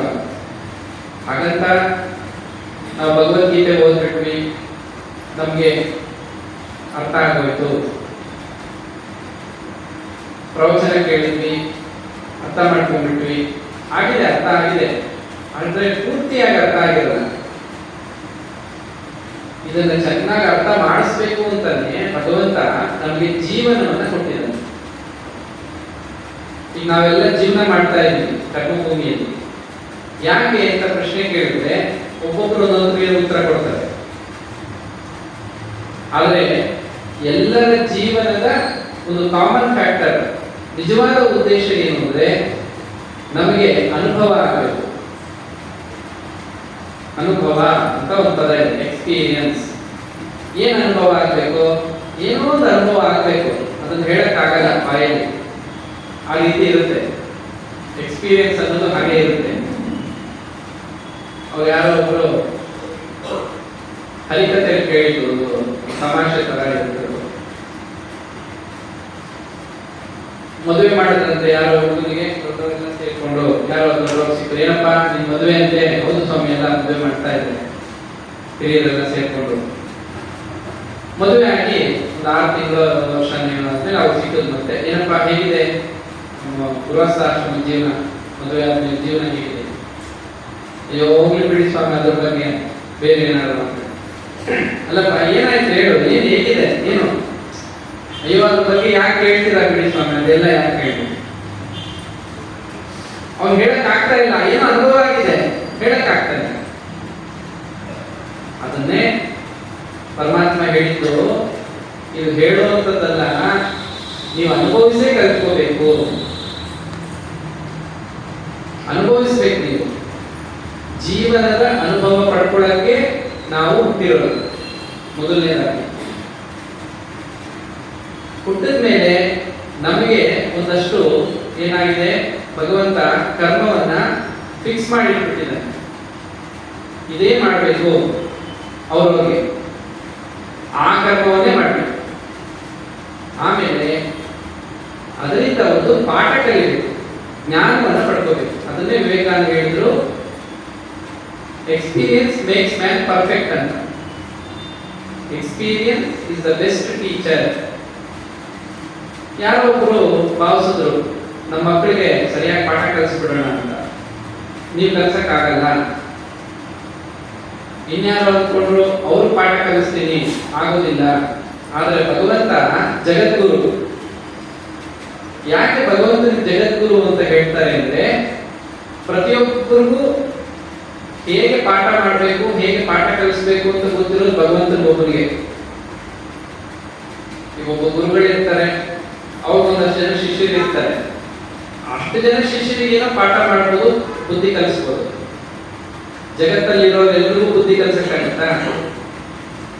ಆದರೆ ಪರಮಾತ್ಮ ಇದನ್ನ ಈ ಕರ್ಮ ಭೂಮಿಯನ್ನ ರಚನೆ ಮಾಡಿ ಪ್ರತಿಯೊಬ್ಬರ ಕೈಲೂ ಕರ್ಮ ಮಾಡಿಸಿ ಅನುಭವವನ್ನು ಉಂಟು ಮಾಡಿ ಪ್ರತಿಯೊಬ್ಬರಿಗೂ ಪಾಠ ಕಲಿಸ್ತಾನೆ. ನೋಡಿ, ಇದು ಅವರ ಮಹಿಮೆ. ಗೃಹಸ್ಥಾಶ್ರಮ ಯಾಕೆ ಅಂದ್ರೆ, ಗೃಹಸ್ಥಾಶ್ರಮದಲ್ಲಿ ಪತಿ ಅಥವಾ ಪತ್ನಿಯಿಂದ ಆ ಪತ್ನಿಯ ಜೊತೆಗಿದ್ದು ಪತಿ ಪಾಠ ಕಲಿಬೇಕಾಗಿದೆ, ಆ ಪತಿ ಜೊತೆಗಿದ್ದು ಪತ್ನಿ ಪಾಠ ಕಲಿಬೇಕಾಗಿದೆ. ಅದೇನ್ ಪಾಠ ಕಲಿತವ್ರಿಗೆ ಗೊತ್ತು. ಈ ಕಲಿತಾ ಇದ್ದಾರೆ, ಇನ್ ಕೆಲವರು ಕಲಿಬೇಕಾಗಿದೆ, ಹೀಗೆಲ್ಲ ಇದೆ. ಅದಕ್ಕೆ ಆ ಫಿಲಾಸಫರ್ ಹೇಳಿದ್ದು, ನಮ್ಮ ಜೀವನದ ಪ್ರತಿಯೊಂದು ಘಟನೆ ಯಾವುದು ವ್ಯರ್ಥ ಅಲ್ಲ. ಪ್ರತಿಯೊಂದು ಘಟನೆಯಿಂದ ನಾವೇನು ಕಲಿಬೇಕು. ಸರಿ, ಕಲ್ತ್ವಿ, ಆಮೇಲೆ ಏನಾಯ್ತು? ಪರ್ಫೆಕ್ಷನ್. ನಮ್ಮನ್ನ ನಾವು ತಿದ್ಕೋತೀವಿ. ನಾವು ಬೇರೆಯವ್ರನ್ನ ಯಾರನ್ನಾರು ತಿದ್ದುತ್ತೀವಿ ಅಂದ್ರೆ ಅದು ಸಾಧ್ಯ ಇಲ್ಲ. ಇವ್ರು ಭಾವಿಸ್ಬೋದಷ್ಟೇ, ನಾವು ಅವ್ರನ್ನ ತಿದ್ಬಿಡ್ತೀವಿ, ಮಕ್ಕಳನ್ನ ತಿದ್ಬಿಡ್ತೀವಿ, ಇವ್ರನ್ನ ತಿದ್ಬಿಡ್ತೀವಿ, ಸರಿಪಡಿಸ್ಬಿಡ್ತೀವಿ, ಅದೆಲ್ಲ ಆಗಲ್ಲ. ಅವ್ರಿಗೆ ಜೀವನದಲ್ಲಿ ಏನೋ ಅನುಭವ ಆಗ್ಬೇಕಾಗಿದೆ. ಅವ್ರೇನೋ ಕರ್ಮ ಮಾಡಬೇಕು, ಅನುಭವ ಆಗಬೇಕು. ಆ ಅನುಭವ ಆದ್ಮೇಲೆ ಅವರೇ ತಿಳ್ಕೋತಾರೆ. ಹಿರಿಯರಿಗೆ ಇದು ಸ್ವಲ್ಪ ಗೊತ್ತಿತ್ತು. ಅವ್ರೇನ್ ಮಾಡೋರು, ಹಿಂದೆ ಎಲ್ಲ ಗೊತ್ತಲ್ಲ, 16 ವಯಸ್ಸಿಗೆಲ್ಲ ಹೆಣ್ಮಕ್ಳು ಮದುವೆ ಮಾಡಿಟ್ಬಿಡೋದು, 18, 20ಕ್ಕೆಲ್ಲ ಗಂಡ್ಮಕ್ಳು ಮಾಡ್ತಾರೆ. ಮದುವೆ ಮಾಡಿಬಿಟ್ರೆ ಜವಾಬ್ದಾರಿ ಬಂದ್ಬಿಡುತ್ತೆ ಇವ್ರಿಗೆ. ಏನ್ ಜವಾಬ್ದಾರಿ? ಏನೋ ಕಲಿತಾರೆ. ಈ ತರ ಆಟ ಆಡ್ಕೊಂಡಿರೋಲ್ಲ, ಏನೋ ಕಲಿತಾರೆ. ಅದೇ ತರ ಭಗವಂತ ಕೂಡ ಜೀವನವನ್ನ ಕೊಟ್ಟ. ಕರ್ಮಭೂಮಿಯಲ್ಲಿ ನೀನು ಹುಟ್ಟು ಜೀವನವನ್ನ ಅನುಭವಿಸು, ಜ್ಞಾನ ಪಡ್ಕೊ. ಜ್ಞಾನ ಪಡ್ಕೊಂಡ್ಮೇಲೆ ಜ್ಞಾನದ ಉದ್ದೇಶ ನಮ್ಮನ್ನ ನಾವು ತಿದ್ಕೊಳ್ಳೋದು. ಜ್ಞಾನಿ ಆಗೋದು ಯಾಕೆ? ನಮ್ಮನ್ನ ನಾವು ತಿದ್ಕೊಳ್ಳೋಕೆ. ನಾನು ಜ್ಞಾನಿಯಾಗಿ ಇನ್ನೊಬ್ಬರನ್ನ ತಿದ್ಬಿಡ್ತೀನಿ ಅಂತಲ್ಲ, ನನ್ನನ್ನ ನಾನು ಸರಿಪಡಿಸ್ಕೊಳ್ಳೋದು.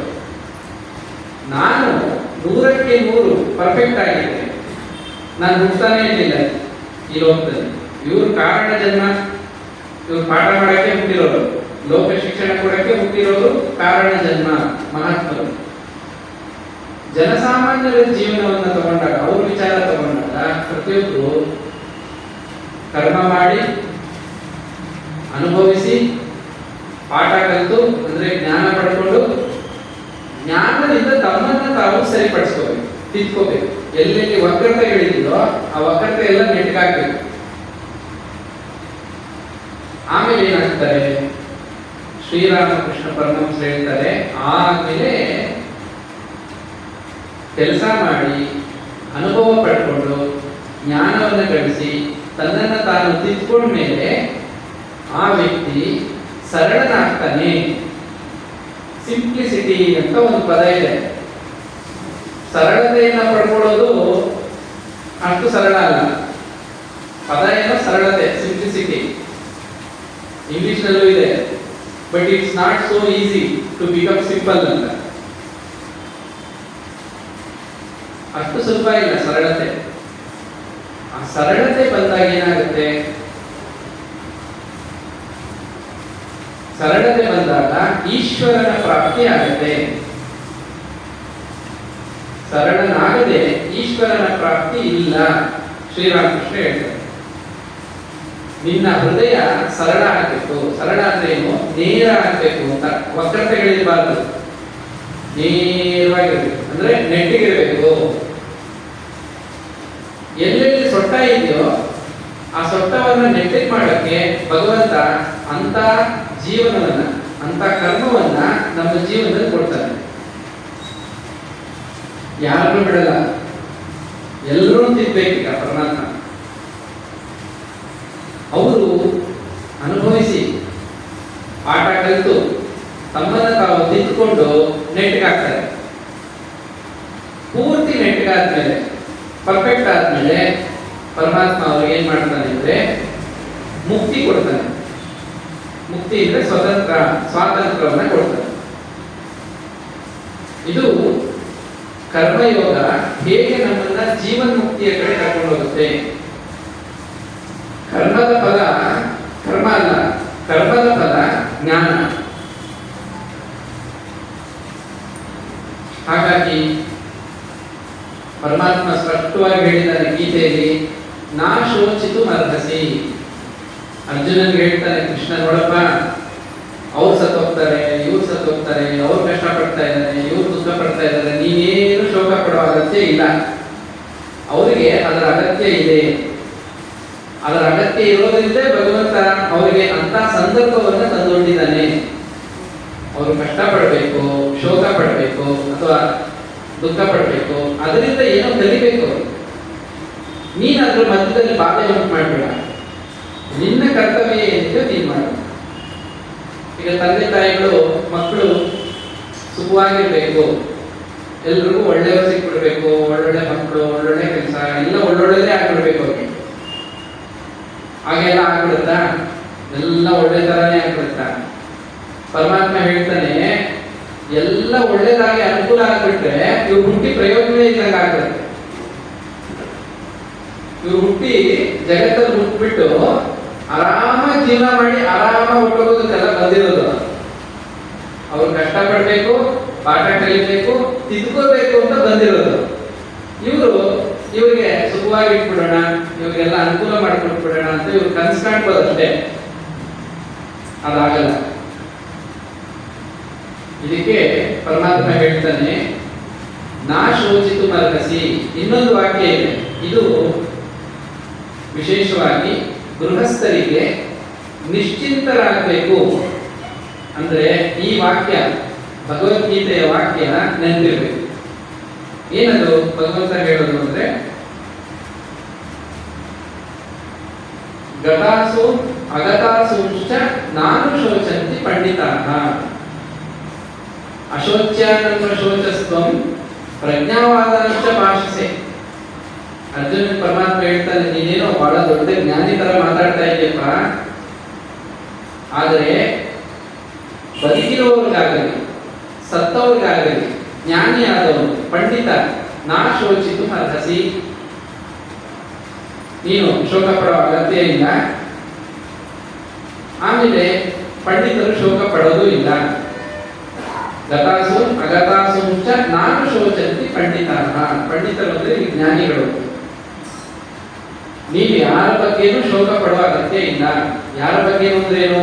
ನಿನ್ನ ಮಕ್ಕಳ ಬಗ್ಗೆ ಆಗ್ಬೋದು, ಬಂಧುಗಳ ಬಗ್ಗೆ ಆಗ್ಬೋದು, ನಿನ್ನ ಬಗ್ಗೆನೇ ಆಗ್ಬೋದು. ಅಯ್ಯೋ ನನಗೆ ಇಂಥ ಬಂದ್ಬಿಡ್ತಲ್ಲಪ್ಪ ಗತಿ, ಇಂಥ ಕಷ್ಟ ಬಂತಲ್ಲ, ಅದ್ರ ಬಗ್ಗೆನೂ ಶೋಕ ಪಡಬೇಡ ಅಂತ ಹೇಳ್ತಾನೆ ಭಗವಂತ. ಇದೇನೋ ಭಗವಂತ ಹೇಳೋದು ಚೆನ್ನಾಗಿತ್ತು, ಅವನಿಗಾಗಿದ್ದಿದ್ರೆ ಅಂತ ಹೇಳ್ಬೋದಲ್ಲ. ಭಗವಂತನ ಇಡೀ ಕುಟುಂಬ ಯದುಕುಲ ಭಗವಂತನ ಸಂಕಲ್ಪದಂತೆಯೇ ನಾಶ ಆಯಿತು. ಕೃಷ್ಣ ಸಂಕಲ್ಪ ಮಾಡ್ತಾನೆ, ಮಹಾಭಾರತದ ಯುದ್ಧ ಆದ್ಮೇಲೆ ಯಾದವರು ಕೋಟ್ಯಾಂತರ ಸಂಖ್ಯೆಯಲ್ಲಿ ಹೆಚ್ಚಿಕೊಂಡ್ಬಿಟ್ಟಿದ್ದಾರೆ. ನನ್ನ ಒಂದು ಬಲದಿಂದ ಅವರಿಗೆ, ಅಂದ್ರೆ ನಾನಿದ್ದೀನಿ ಅವರ ರಕ್ಷಣೆಗೆ ಅಂತ ಹೇಳಿ ಅವ್ರು ಆಡಿದ್ದೇ ಆಟ. ಅವ್ರನ್ನ ಯಾರು ನಿಯಂತ್ರಣ ಮಾಡಕ್ ಆಗ್ತಾ ಇಲ್ಲ. ಈಗ ನಾನು ವೈಕುಂಠ ಕೊಟ್ಟೋದ್ರೆ ಇವ್ರು ಹಿಡಿಯಕ್ಕಾಗಲ್ಲ, ಇವರೆಲ್ಲ ಬಲಿಷ್ಠರು ಬೇರೆ. ಯದುಕುಲವನ್ನ ಕೂಡ ಸಂಹಾರ ಮಾಡಬೇಕು ಅಂತ ನಿಶ್ಚಯ ಮಾಡ್ಕೊಂಡ. ಯದುಕುಲನು ಸಂಹಾರ ಆಯ್ತು. ತಾನು ಹುಟ್ಟಿದ ಕುಲ ಅಂದ್ರೇನು? ತನ್ನ ಮಕ್ಕಳು, ಮೊಮ್ಮಕ್ಕಳು, ಎಲ್ಲ ಬಂಧುಗಳು. ತಾನು ಹುಟ್ಟಿದ ಯದುಕುಲವನ್ನೇ ನಾಶ ಮಾಡಿ ಪರಮಾತ್ಮ ವೈಕುಂಠಕ್ಕೆ ಹೋಗಿದ್ದು. ಏನಿದು ಅಂದ್ರೆ ಇದು ಹೀಗೆ. ಭಗವಂತನಿಗೆ ಯಾರು ಬಂಧುಗಳಲ್ಲ, ಯಾರ ಕುಲ ಭಗವಂತನದಲ್ಲ, ಎಲ್ಲ ಕುಲನೂ ಭಗವಂತನೇ. ಭಗವಂತನಿಗೆ ಆಗ್ಬೇಕಾಗಿರೋದು ಏನು ಅಂದ್ರೆ ಆತ್ಮ ಕಲ್ಯಾಣ, ಆತ್ಮೋದ್ಧಾರ. ಮನುಷ್ಯರಿಗೆ ಉದ್ಧಾರ ಅಂದ್ರೆ ಒಂದಷ್ಟು ಹಣ ಸಂಪಾದನೆ ಮಾಡ್ಬಿಡೋದು, ಒಂದು ಮನೆ ಕಟ್ಕೊಂಡ್ಬಿಟ್ರು ಉದ್ಧಾರ ಆಗೋದ್ರು, ಇನ್ನೇನೋ ಅವ್ರ ಮೇಲೆ ಒಳ್ಳೇದಾಗೋಯ್ತು ಉದ್ಧಾರ ಆಗೋದ್ರು. ಇದು ಯಾವುದು ಉದ್ಧಾರ ಅಲ್ಲ. ಅವನು ಜ್ಞಾನಿ ಆಗ್ಬೇಕು. ಯಾವುದೇ ಸಂದರ್ಭ ಬಂದರೂ ದುಃಖ ಪಡಬಾರ್ದು. ಜ್ಞಾನಿಗಳು ಯಾವತ್ತೂ ದುಃಖ ಪಡಲ್ಲ. ಅವನು ಜ್ಞಾನಿ ಆಗ್ಬೇಕು. ಮನುಷ್ಯನನ್ನ ಜ್ಞಾನಿಯಾಗಿ ಮಾಡಬೇಕು ಅನ್ನೋದೇ ಭಗವಂತನ ಉದ್ದೇಶ. ಅದಕ್ಕೆ ತಕ್ಕಂತೆ ಲೀಲೆಯನ್ನ ರಚನೆ ಮಾಡ್ತಾನೆ, ಯಾರನ್ನೂ ಬಿಡಲ್ಲ. ಸ್ವಲ್ಪ ಅಹಂಕಾರ ಬಂತೋ ಅಲ್ಲೇ ಮುರಿತಾನೆ ಪರಮಾತ್ಮ. ಇದೆಲ್ಲ ಕರ್ಮ ಸಿದ್ಧಾಂತದ ವಿಚಾರದಲ್ಲಿ ಬರುತ್ತೆ. ಈಗ ಕರ್ಮದ ಉದ್ದೇಶ ಏನು, ನಮ್ಗೆ ಯಾಕೆ ಒಬ್ಬೊಬ್ಬರಿಗೆ ಒಂದೊಂದು ರೀತಿ ಪ್ರಾರಬ್ಧ ಇದೆ, ನಾವು ಅದರಿಂದ ತಪ್ಪಿಸ್ಕೊಳ್ಳೋದು ಆಗಲ್ಲ. ಭಗವಂತ ಮೊದಲೇ ಗಂಟಾಗಿ ಇಟ್ಬಿಟ್ಟಿರ್ತಾನೆ, ಅವರೇ ಗಂಟು ಬಿಡೋದು, ಅವ್ರನ್ನೇ ಮದುವೆ ಆಗ್ಬೇಕು, ಅವ್ರ ಜೊತೆನೇ ಬಾಳ್ಬೇಕು, ಅದನ್ನೇ ಅನುಭವಿಸ್ಬೇಕು ಅಂತ ಗಂಟಾಗಿಟ್ಟಿರ್ತಾನೆ. ಯಾಕೆಂದ್ರೆ ಅಲ್ಲೇನು ಕಲಿಬೇಕು ಈ ಜೀವ. ಕಲಿತು ತನ್ನನ್ನು ತಾನು ತಿದ್ದುಕೊಂಡು ಸರಿಯಾಗಬೇಕು, ನೆಟ್ಟಿಗಾಗಬೇಕು. ಆಗ ಆ ಜೀವ ಉದ್ಧಾರ ಆಗುತ್ತೆ, ಆತ್ಮ ಕಲ್ಯಾಣ ಆಗುತ್ತದಕ್ಕೆ. ಸೊ ಇದು ಕರ್ಮದ ಉದ್ದೇಶ. ಬಹಳಷ್ಟು ಜನಕ್ಕೆ ಗೊತ್ತಿರಲ್ಲ ಯಾಕೆ ಕರ್ಮ ಮಾಡಬೇಕು. ಮಹಾತ್ಮರು ಬರ್ತಾರೆ, ಕೆಲಸ ಮಾಡಿ, ಕರ್ಮ ಮಾಡಿ, ಸೇವೆ ಮಾಡಿ ಅಂತಾರೆ. ಯಾಕೆ ಸೇವೆ ಮಾಡಬೇಕು? ನಾವು ಸುಮ್ಮನಿದ್ರಾಗಲ್ಲ. ನೀವು ಸೇವೆ ಮಾಡಿದ್ರೇನೆ ನೀವು ಜ್ಞಾನಿಗಳಾಗೋದು. ಸೇವೆ ಮಾಡಿದ್ರೇನೆ ಅನುಭವ ಆಗೋದು ಜೀವನದಲ್ಲಿ. ಅನುಭವದಿಂದ ಜ್ಞಾನಿಗಳಾಗೋದು. ಜ್ಞಾನಿಗಳಾದ ಮೇಲೆ ನಮ್ಮನ್ನ ನಾವು ತಿಳ್ಕೊಳ್ಳೋದು. ಸುಮ್ಮನೆ ಕೂತಿದ್ರೆ ಸಾಧ್ಯ ಇಲ್ಲ. ಒಂದು ಉದಾಹರಣೆ ಗಮನಿಸಿ ನಾವು ಮುಂದಿನ ವಿಚಾರ ಹೋಗೋಣ. ಏನು ಅಂದ್ರೆ, ಒಂದು ಮಾತಿದೆ, ಫಿಲಾಸಫಿ ಏನ್ ಹೇಳುತ್ತೆ ಅಂದ್ರೆ, ಹಡಗು, ಒಂದೊಂದು ಹಡಗು ಒಂದೊಂದು ಲೇಔಟ್ಗಿಂತ ದೊಡ್ಡದಾಗಿರುತ್ತೆ, ಬಹಳ ದೊಡ್ಡದು. ಅಷ್ಟು ದೊಡ್ಡ ಹಡಗನ್ನ ಕೋಟಿಗಟ್ಟಲೆ ಖರ್ಚು ಮಾಡಿ ಯಾಕೆ ತಯಾರಿಸ್ತಾರೆ ಅಂದ್ರೆ, ಅದು ಗಟ್ಟಿಮುಟ್ಟಾಗಿರ್ಬೇಕು, ಸಮುದ್ರದಲ್ಲಿ ತೇಲಿಕೊಂಡು ಹೋಗ್ಬೇಕು, ಟನ್ಗಟ್ಟಲೆ ಭಾರವನ್ನು ಹೊತ್ಕೊಂಡು ಹೋಗ್ಬೇಕು, ಕೆಲಸ ಮಾಡಬೇಕು. ಎಷ್ಟು ದೊಡ್ಡ ಅಲೆ ಬಂದರೂ ಮುಳುಗಬಾರ್ದು, ಚಂಡಮಾರುತ ಬಂದರೂ ಮುಳುಗಬಾರ್ದು, ಆ ರೀತಿ ತಯಾರಿಸ್ತಾರೆ. ಈಗ ಕೆಲವೊಮ್ಮೆ ಹಡಗು ಮುಳುಗೋದು ಉಂಟು. ಹಾಗಂತ ಅಷ್ಟೆಲ್ಲ ಶ್ರಮಪಟ್ಟು ಹಡಗನ್ನು ತಯಾರಿಸಿದ ಮೇಲೆ ಅದು ತೀರದಲ್ಲೇ ಇಟ್ಬಿಟ್ರೆ ಸೇಫ್ ಆಗಿರುತ್ತೆ, ಅದಕ್ಕೇನು ತೊಂದರೆನೇ ಆಗಲ್ಲ. ಹಾಗಂತ ತೀರದಲ್ಲೇ ಇಟ್ಬಿಟ್ರೆ ತಯಾರಿಸಿ ಪ್ರಯೋಜನ ಏನಿದೆ? ಈಗ ಕಾರ್ ಇದೆ, ಅದಿರೋದು ಪ್ರಯಾಣ ಮಾಡಕ್ಕೆ, ರಸ್ತೆಯಲ್ಲಿ ವೇಗವಾಗಿ ಓಡಬೇಕದು. ಹಳ್ಳ ಕೊಳ್ಳ ಎಲ್ಲ ಮಾಡಿಕೊಂಡು ಮಳೆ ಗಾಳಿ ಎಲ್ಲ ಸಹಿಸಿಕೊಂಡು ಹೋಗ್ಬೇಕು ಅಂತಾನೆ ತಯಾರಿಸಿದ್ದಾರೆ. ಹೊರಗಡೆ ಹೋದ್ರೆ ಅಕಸ್ಮಾತ್ ಏನಾದ್ರು ಗಾಡಿ ತೊಂದರೆ ಆಗ್ಬಿಟ್ರೆ, ಅದಕ್ಕೆ ಇನ್ನೇನು ಆಗ್ಬಿಟ್ರೆ ಅಂತ ಒಳಗಡೆನೆ ಶೆಡ್ ಅಲ್ಲಿ ಇಟ್ಟಿದ್ರೆ ಅದು ತಗೊಂಡು ಪ್ರಯೋಜನ ಏನು? ಅದು ತಗೊಂಡಿರೋದನ್ನೇ ವೇಗವಾಗಿ ಹೋಗಕ್ಕೆ ಉಪಯೋಗ ಆಗುತ್ತೆ. ಹಾಗೆ ship is safe at harbour but it is not made for that ಅಂತ ಒಂದು ವಾಕ್ಯ ಇದೆ. ಹಡಗನ್ನ ತಯಾರಿಸಿರೋದು ಸುರಕ್ಷಿತವಾಗಿ ತೀರದಲ್ಲಿರಲಿ ಅಂತಲ್ಲ, ಅದು ಸಮುದ್ರದ ಮಧ್ಯಕ್ಕೆ ಹೋಗ್ಬೇಕು, ತೇಲಬೇಕು, ಚಂಡಮಾರುತ, ಗಾಳಿ, ಅಲೆಗಳು ಎಲ್ಲ ತಡ್ಕೋಬೇಕು, ಭಾರವನ್ನು ಹೊತ್ಕೊಂಡು ಹೋಗ್ಬೇಕು, ಅದಕ್ಕೆ ತಯಾರಿಸಿರೋದು. ಅದೇ ತರ ಮನುಷ್ಯನ ಜೀವನ ಇರೋದು ಕಷ್ಟಪಡೋದಕ್ಕೆ, ಕಷ್ಟವನ್ನು ಸಹಿಸ್ಕೋಬೇಕು, ಶ್ರಮವನ್ನು ಪಡಬೇಕು, ಕರ್ಮ ಮಾಡಬೇಕು, ಅನುಭವ ಪಡ್ಕೋಬೇಕು, ಎಲ್ಲವನ್ನ ಎದುರಿಸ್ಕೊಂಡು ಹೋಗೋದಕ್ಕೆ ತಕ್ಕಂತೆ ಮನುಷ್ಯ ಶರೀರ, ಮನುಷ್ಯನಿಗೆ ಬುದ್ಧಿಯನ್ನು ಕೊಟ್ಟು ಭಗವಂತ ಸೃಷ್ಟಿ ಮಾಡಿದ. ಆರಾಮಾಗಿ ನಮ್ಮ ಮಕ್ಕಳು ತಿನ್ಕೊಂಡು ಮನೇಲಿ ಇಟ್ಬಿಡ್ಲಿ, ಅವ್ರಿಗೆ ಏನೇನ್ ಬೇಕೋ ಎಲ್ಲ ವ್ಯವಸ್ಥೆ ಮಾಡಿ ಇಟ್ಬಿಡೋಣ ಅಂತ ಬಹಳ ಜನ ವ್ಯವಸ್ಥೆ ಮಾಡಿರ್ತಾರೆ. ನಮ್ಮ ಮಕ್ಕಳು ಕಷ್ಟನೇ ಪಡಬಾರ್ದು, ಅವ್ರಿಗೇನು ಕಷ್ಟ ಆಗಬಾರ್ದು, ನಾವೇನೋ ಮಾಡಿಟ್ಬಿಟ್ಟಿದೀವಿ, ತಿನ್ಕೊಂಡು ಆರಾಮಾಗಿರ್ಲಿ ಅಂತ ಅವನ ಜೀವನನೇ ವ್ಯರ್ಥ ಆಗಿರುತ್ತೆ. ಭಗವಂತ ಹಾಗೆ ಬಿಡಲ್ಲ. ಅವನು ಎಷ್ಟೇ ಸಂಪಾದನೆ ಇದ್ರು ಮತ್ತೆ ಅವ್ನು ಕೆಲಸ ಮಾಡಕ್ ಹೋಗ್ತಾನೆ. ಅವನ ವೈವಾಹಿಕ ಜೀವನದಲ್ಲಿ ಏನೋ ಆಗುತ್ತೆ, ಅಲ್ಲೇನೋ ಪಾಠ ಕಲಿತಾನೆ, ಇನ್ನೇನೇನೋ ಆಗುತ್ತೆ, ರೋಗ ಬರುತ್ತೆ. ಆ ಜೀವ ಎಷ್ಟು ನೋವು ಅನುಭವಿಸ್ಬೇಕೋ, ಎಷ್ಟು ಕಷ್ಟಪಡ್ಬೇಕೋ ಅದನ್ನು ತಂದೆ ತಾಯಿನೂ ತಪ್ಸಕ್ಕಾಗಲ್ಲ, ಯಾರು ತಪ್ಸಕ್ಕಾಗಲ್ಲ. ಯಾಕೆಂದ್ರೆ ಭಗವಂತನೇ ಅದನ್ನ ವ್ಯವಸ್ಥೆ ಮಾಡಿದ್ರು. ಇದು ಕರ್ಮ ಸಿದ್ಧಾಂತ. ಈಗ ಕರ್ಮ ಮಾಡಿಯೂ ಮಾಡದಂತಿರೋದು ಹೇಗೆ, ಇದನ್ನ ಭಗವಂತ ಹೇಳ್ಕೊಡ್ತಾನೆ. ಅದು 5ನೇ ಅಧ್ಯಾಯದಲ್ಲಿ ಬರುತ್ತೆ. ಭಗವದ್ಗೀತೆಯ 4ನೇ ಅಧ್ಯಾಯದಲ್ಲಿ ಸ್ವಲ್ಪ ವಿಚಾರ ಬರುತ್ತೆ. ಕರ್ಮ ಸನ್ಯಾಸ ಯೋಗ ಅಂತ ಒಂದಿದೆ. 5ನೇ ಅಧ್ಯಾಯದಲ್ಲಿ ಭಗವಂತ ಸ್ಪಷ್ಟವಾಗಿ ಹೇಳ್ತಾನೆ, ಕರ್ಮ ಮಾಡಿ ಕೂಡ ಮಾಡದಂತಿರ್ಬೇಕು, ಅಂಟಿ ಅಂಟದಂತಿರ್ಬೇಕು, ನೋಡಿ ನೋಡದಂತಿರ್ಬೇಕು, ಇದ್ದು ಇರದಂತಿರ್ಬೇಕು. ಈ ಜಗತ್ತಲ್ಲಿ ಇರಬೇಕು ಆದ್ರೆ ಇರಬಾರದು. ಹಾಗಿದ್ದಾಗ ನಿನಗೆ ಬಂಧನ ಇಲ್ಲ, ದುಃಖ ಇಲ್ಲ, ನೀನು ಕರ್ಮ ಬಂಧನದಿಂದ ಮುಕ್ತನಾಗ್ತೀಯ. ಇದು ನೈಷ್ಕರ್ಮ ಸಿದ್ಧಿ ಅಂತ. ಮಾಡಿ ಮಾಡದಂತಿರೋದು. ಕರ್ಮ ಮಾಡಬೇಕು, ಕರ್ಮ ಫಲ ಅಂಟ್ಕೋಬಾರ್ದು. ಒಳ್ಳೆ ಕೆಲಸ ಮಾಡಿದ್ರೆ ಪುಣ್ಯ ಬಂದ್ಬಿಡುತ್ತೆ, ಬೇಡ ಅಂದ್ರೂ ಬಂದ್ಬಿಡುತ್ತೆ. ಕೆಟ್ಟ ಕೆಲಸ ಮಾಡಿದ್ರೆ ಬೇಡ ಅಂದ್ರೂ ಪಾಪ ಬಂದ್ಬಿಡುತ್ತೆ. ಪಾಪ ಪುಣ್ಯಗಳೆರಡು ಮತ್ತೆ ಮತ್ತೆ ಪುನರ್ಜನ್ಮಕ್ಕೆ ಕಾರಣ ಆಗುತ್ತೆ.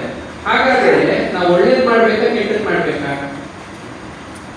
ಸ್ವಾಮಿ ವಿವೇಕಾನಂದ ಹೇಳ್ತಾರೆ, ಕೆಟ್ಟದ್ದನ್ನ ಕಳ್ಕೊಳ್ಳೋದಕ್ಕೆ ಒಳ್ಳೆ ಕೆಲಸ ಮಾಡಿ, ಆಮೇಲೆ ಆ ಒಳ್ಳೆಯದನ್ನು ಕೂಡ ಬಿಟ್ಟು ನಿಷ್ಕ್ರಿಯ ಅಂದ್ರೆ ನೀವು ನಿಶ್ಚಿಂತರಾಗಿ ಆ ಒಳ್ಳೆಯದನ್ನು ಕೂಡ ಬಿಟ್ಟು ನಿಮ್ಮ ಸ್ವಸ್ವರೂಪದಲ್ಲಿ ನೀವು ನೆಲೆಸಬೇಕು. ಅದಕ್ಕೆ ಶ್ರೀರಾಮಕೃಷ್ಣರ ಒಂದು ಉದಾಹರಣೆ ಕೊಡ್ತಾರೆ. ನೋಡಪ್ಪ, ಒಂದು ಮುಳ್ಳು ಚುಚ್ಕೊಂಡಿದೆ, ಮುಳ್ಳನ್ನು ತೆಗೆಯೋದಕ್ಕೆ ಇನ್ನೊಂದು ಮುಳ್ಳು ಬೇಕು. ಇನ್ನೊಂದು ಮುಳ್ಳು ತಗೊಂಡು ಈ ಮುಳ್ಳನ್ನು ತೆಗಿತೀವಿ, ಮುಳ್ಳಿಂದ ಮುಳ್ಳನ್ನು ತೆಗೆಯೋದು. ಆಮೇಲೆ ಈ ಮುಳ್ಳು ನಮ್ಗೆ ಸಹಾಯ ಮಾಡ್ತು, ಒಳ್ಳೆ ಮುಳ್ಳಿದು ಅಂತ ಅದನ್ನು ಚುಚ್ಕೋತಾರ? ಇಲ್ಲ, ಆ ಮುಳ್ಳು ಬಿಸಾಕ್ತಾರೆ.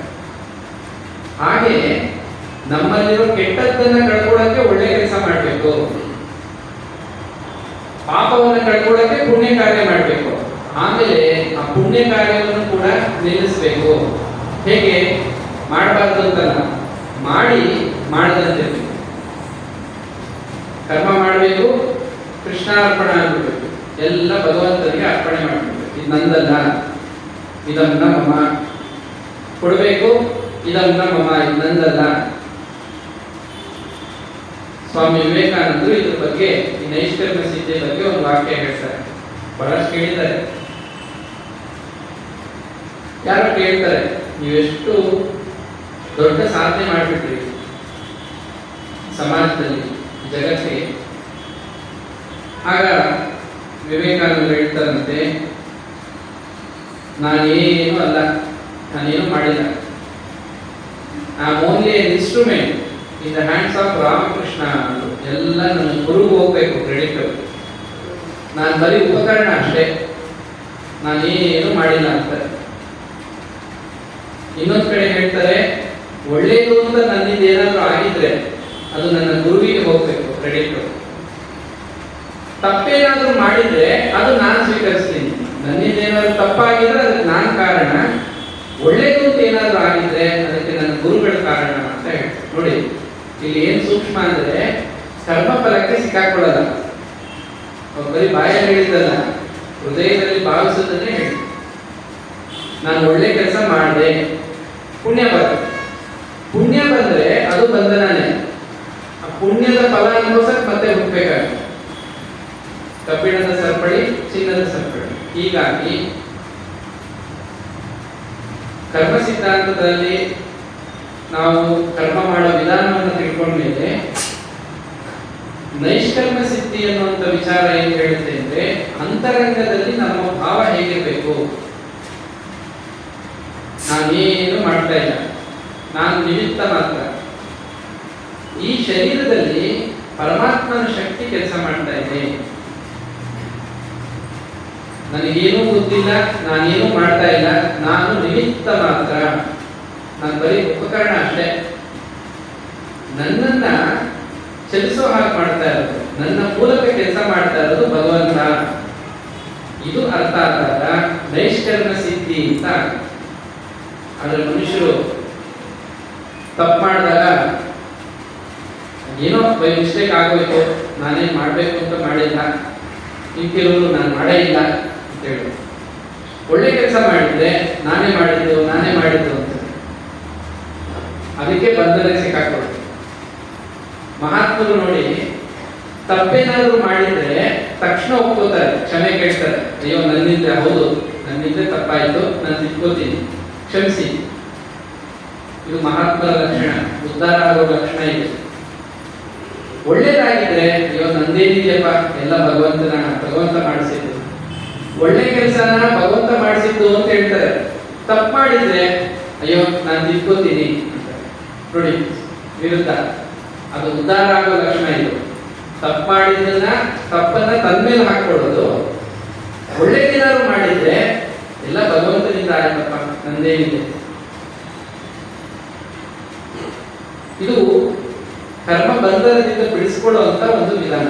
ಇದೇ ನೈಷ್ಕರ್ಮ ಸಿದ್ಧಿ. ಒಳ್ಳೇದು ಮಾಡಿದ್ರೆ ನಾ ಮಾಡ್ಬಿಟ್ಟೆ ಅಂತ ಹೇಳ್ಕೊಳ್ಳೋದು, ನಾನು ದಾನ ಮಾಡ್ಬಿಟ್ಟೆ, ನಾನು ಕೊಟ್ಬಿಟ್ಟೆ, ನಾನು ಯಾರು ಸಹಾಯ ಮಾಡಿದೆ. ಕೆಲವರು ಹಾಗೆ ಒಂದು ಮಾಡಿ 10 ಜನಕ್ಕೆ ಹೇಳೋದು. ತಪ್ಪು ಮಾಡಿದ್ರೆ ಅದನ್ನ ಹಾಗೆ ಮುಚ್ಚಿಟ್ಕೊಳ್ಳೋದು, ಪ್ರಯೋಜನ ಇಲ್ಲ. ನೈಷ್ಕರ್ಮ ಸಿದ್ಧಿ ಏನ್ ಹೇಳುತ್ತೆ? ಕರ್ಮ ಮಾಡಿ ಕೂಡ ಕರ್ಮ ಫಲಕ್ಕೆ ಅಂಟ್ಕೋಬೇಡಿ.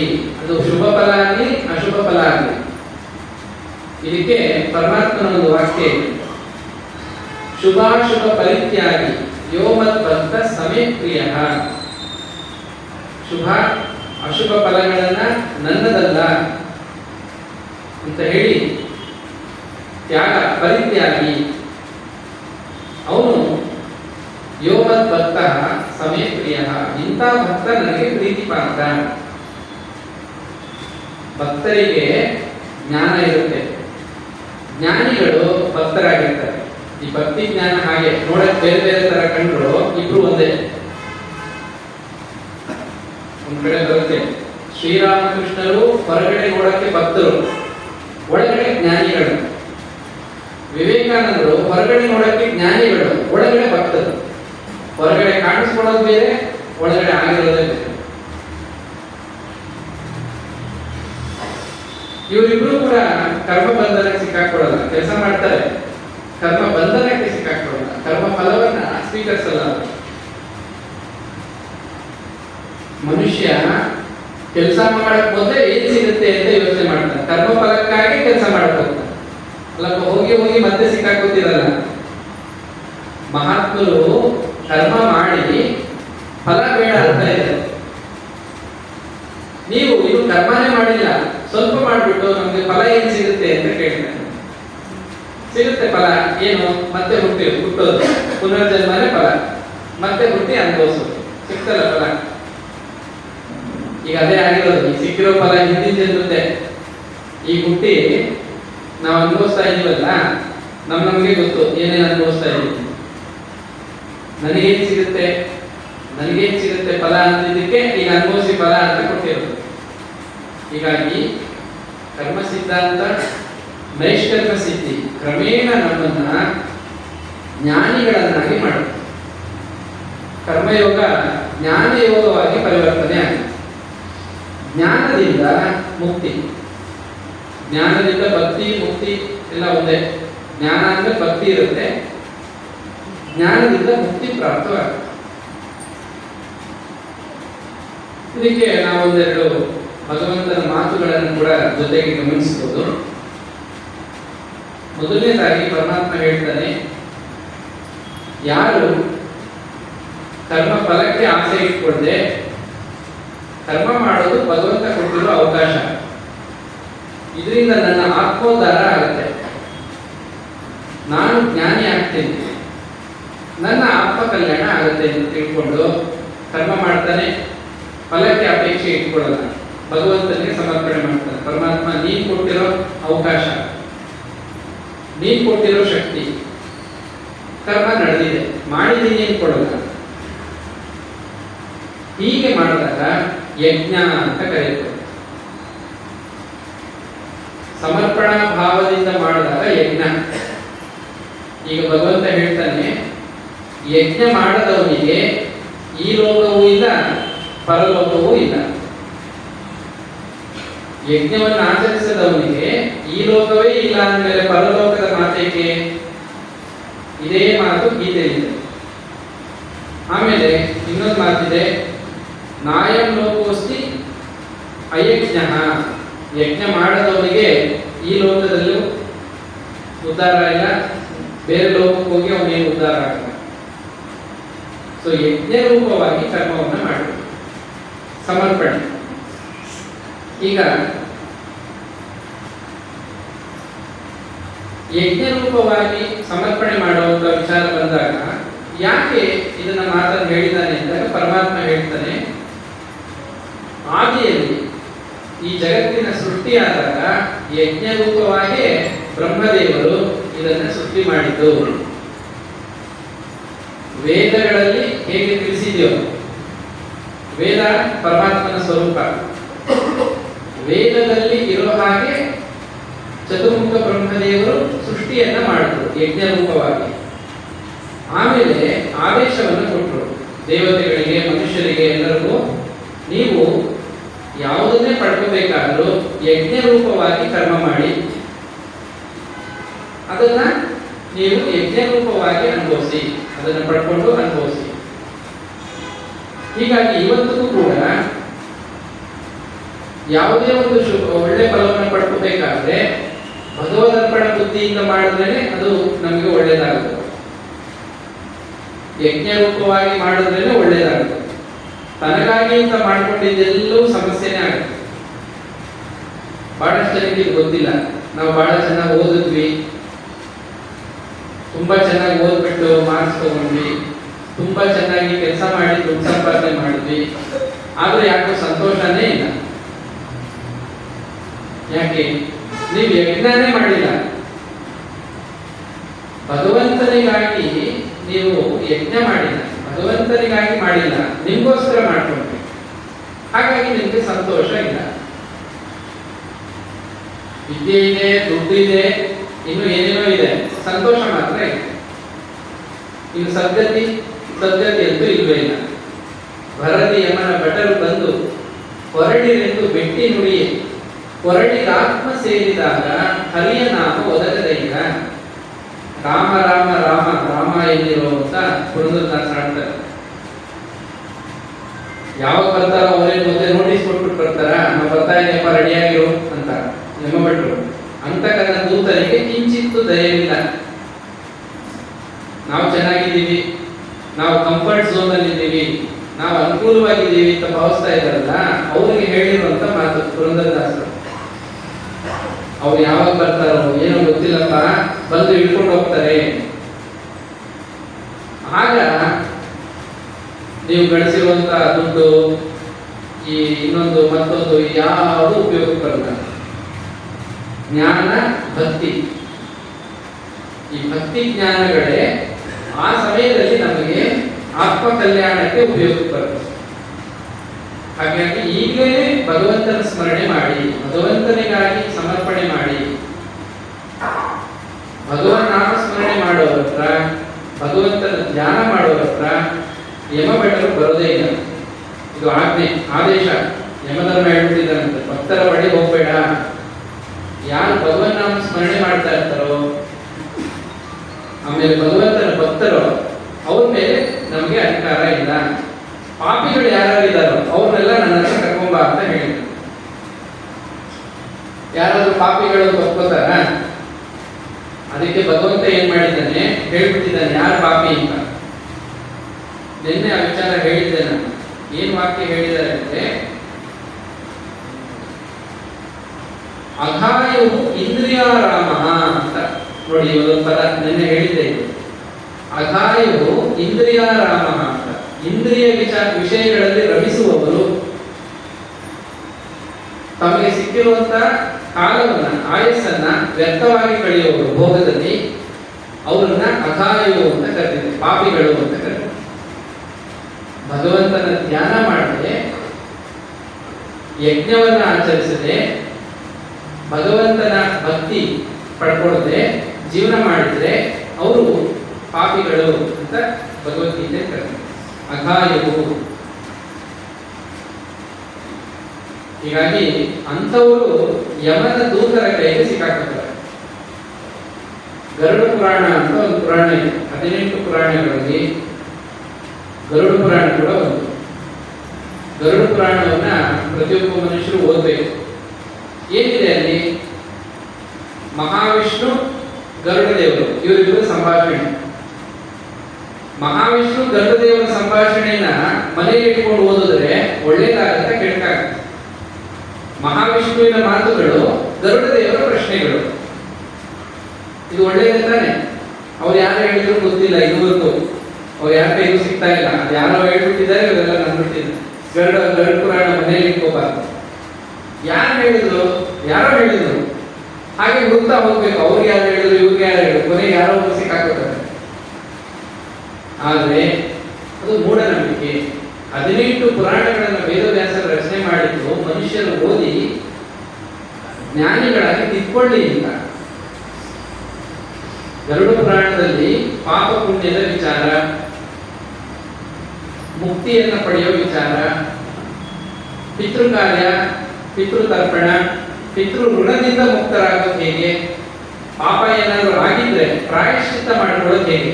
ನೋಡಿ, ಎಷ್ಟು ಪಾಪ ಕಾರ್ಯ ಮಾಡ್ತಾ ಇರ್ತಾರೆ ಮನುಷ್ಯರು.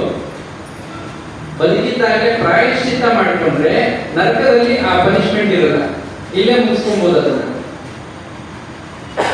ಅದಕ್ಕೆ ದಾನಗಳನ್ನ ಹೇಳಿದೆ. ಯಾವ ಪಾಪವನ್ನ ಮಾಡಿದ್ರೆ ಯಾವ ದಾನ ಮಾಡಿ ಕರ್ಮ ಕಳ್ಕೋಬೇಕು ಅದನ್ನು ಹೇಳಿದೆ. ಗೋದಾನ, ಭೂದಾನ, ಆಮೇಲೆ ತಿಲ ಅಂದ್ರೆ ಎಳ್ಳು, ಇನ್ನೊಂದು ಮತ್ತೊಂದು, ಒಂದೊಂದು ಪಾಪ ಕಾರ್ಯ ಮಾಡಿದ್ರೆ ಒಂದೊಂದು ದಾನ ಮಾಡಿ, ಯಜ್ಞ ಮಾಡಿ ಪಾಪ ಕರ್ಮವನ್ನು ಕಳ್ಕೊಳ್ಳಿ ಅಂತ ಶಾಸ್ತ್ರ ಹೇಳಿ. ಅದನ್ನ ತಿಳ್ಕೊಳ್ಳಕ್ಕೆ ಗರುಡ ಪುರಾಣವನ್ನು ಓದಬೇಕು. ನಾವು ಪಾಪನೇ ಮಾಡಿದ ಸ್ವಾಮಿ, ನಾವು ಹುಟ್ಟಿದಾಗಿಂದ ಬರೀ ಪುಣ್ಯನೇ ಮಾಡಿರೋದು, ನಮ್ಮಂತ ಪುಣ್ಯಾತ್ಮ ಯಾರು ಇಲ್ಲ ಅಂದ್ರೆ ಅವ್ರು ಗರುಡ ಪುರಾಣ ಬೇಕಾಗಿದ್ದಾರೆ. ಯಾರಿದ್ದಾರೆ? ಹಾಗಿದ್ರೂ ಕೂಡ ನೀವು ತಿಳ್ಕೊಂಡು ಬೇರೆಯವ್ರಿಗೆ ಹೇಳ್ಬೋದಲ್ಲ ವಿಚಾರ. ಹಾಗಾಗಿ ಪುರಾಣ ನಮಗೆ ಜ್ಞಾನವನ್ನು ಕೊಡುತ್ತೆ, ಕರ್ಮವನ್ನು ಮಾಡೋ ವಿಧಾನ ಹೇಳ್ಕೊಡುತ್ತೆ. ಪುರಾಣಗಳನ್ನು ಓದೋದ್ರಿಂದ ನಮಗೆ ಈ ಉಪಯೋಗ ಆಗುತ್ತೆ.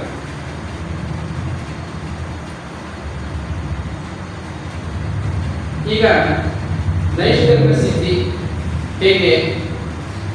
ವಿವೇಕಾನಂದರ ಉದಾಹರಣೆ ಮತ್ತೆ ಇನ್ನಿತರ ಮಹಾತ್ಮರ ಉದಾಹರಣೆ ನೋಡಿ ನಾವು ತಿಳ್ಕೊಂಡ್ವಿ.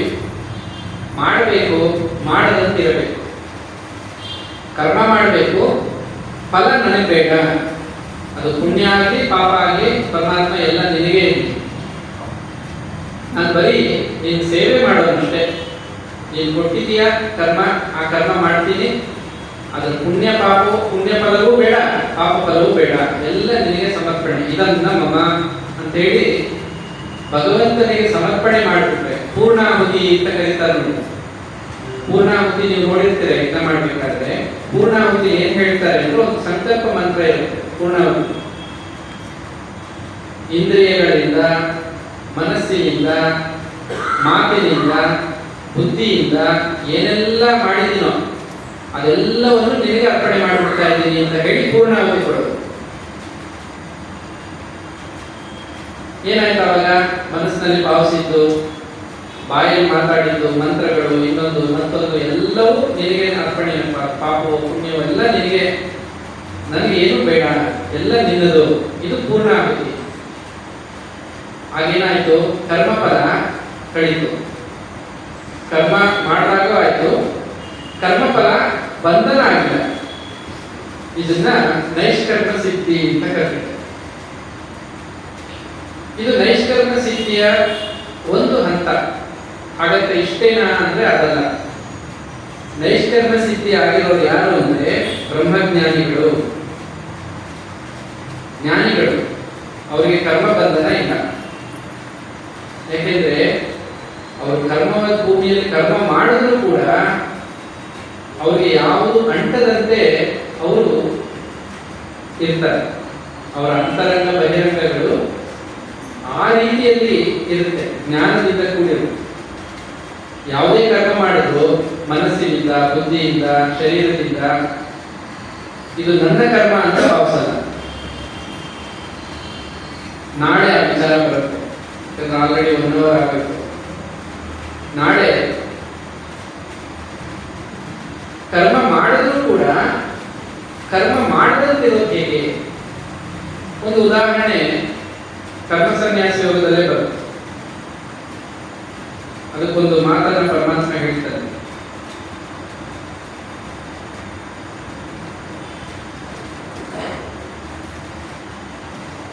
ನಾ ಕಿಂಚಿದಸ್ತಿ, ಅಥವಾ ಕರ್ಮ ನಾನು ಏನು ಮಾಡ್ತಾ ಇಲ್ಲ, ನಾ ಕರೋಮಿ ಅನ್ನುವಂತ ಒಂದು ವಾಕ್ಯ ಏನು ಬರುತ್ತೆ. ನಾನೇನು ಮಾಡ್ತಾ ಇಲ್ಲ ಅಂತ ತಿಳ್ಕೊಂಡು ಮಾಡ್ತಾ ಇರ್ತಾನಂತೆ ಜ್ಞಾನಿ. ಏನದು? ನೋಡ್ತಾ ಇದ್ದೀನಿ ಅಂದ್ರೆ ನಾನು ನೋಡ್ತಾ ಇಲ್ಲ, ಕಣ್ಣು ನೋಡ್ತಾ ಇದೆ, ಇಂದ್ರಿಯ, ಬಾಯಿ ಮಾತಾಡ್ತಾ ಇದೆ, ಕಿವಿ ಕೇಳಿಸ್ಕೊತಾ ಇದೆ, ಮನಸ್ಸು ಯೋಚನೆ ಮಾಡ್ತಾ ಇದೆ, ಬುದ್ಧಿ ನಿರ್ಧಾರ ತಗೊಳ್ಳುತ್ತೆ, ಶರೀರ ಚಲಿಸ್ತಾ ಇದೆ. ಶರೀರ, ಇಂದ್ರಿಯಗಳು, ಮನಸ್ಸು, ಬುದ್ಧಿ ಇವೆಲ್ಲ ಕೆಲಸ ಮಾಡ್ತಾ ಇದೆ, ನಾನೇನು ಮಾಡ್ತಾ ಇಲ್ಲ. ಇದು ನೈಷ್ಕರ್ಮ ಸಿದ್ಧಿಯ ಲಕ್ಷಣ. ಅದು ನಿಜ ಕೂಡ. ಈಗ ಕಣ್ಣೇ ಇಲ್ಲೇ ಇದ್ರೆ ನೋಡಕ್ಕಾಗುತ್ತಾ?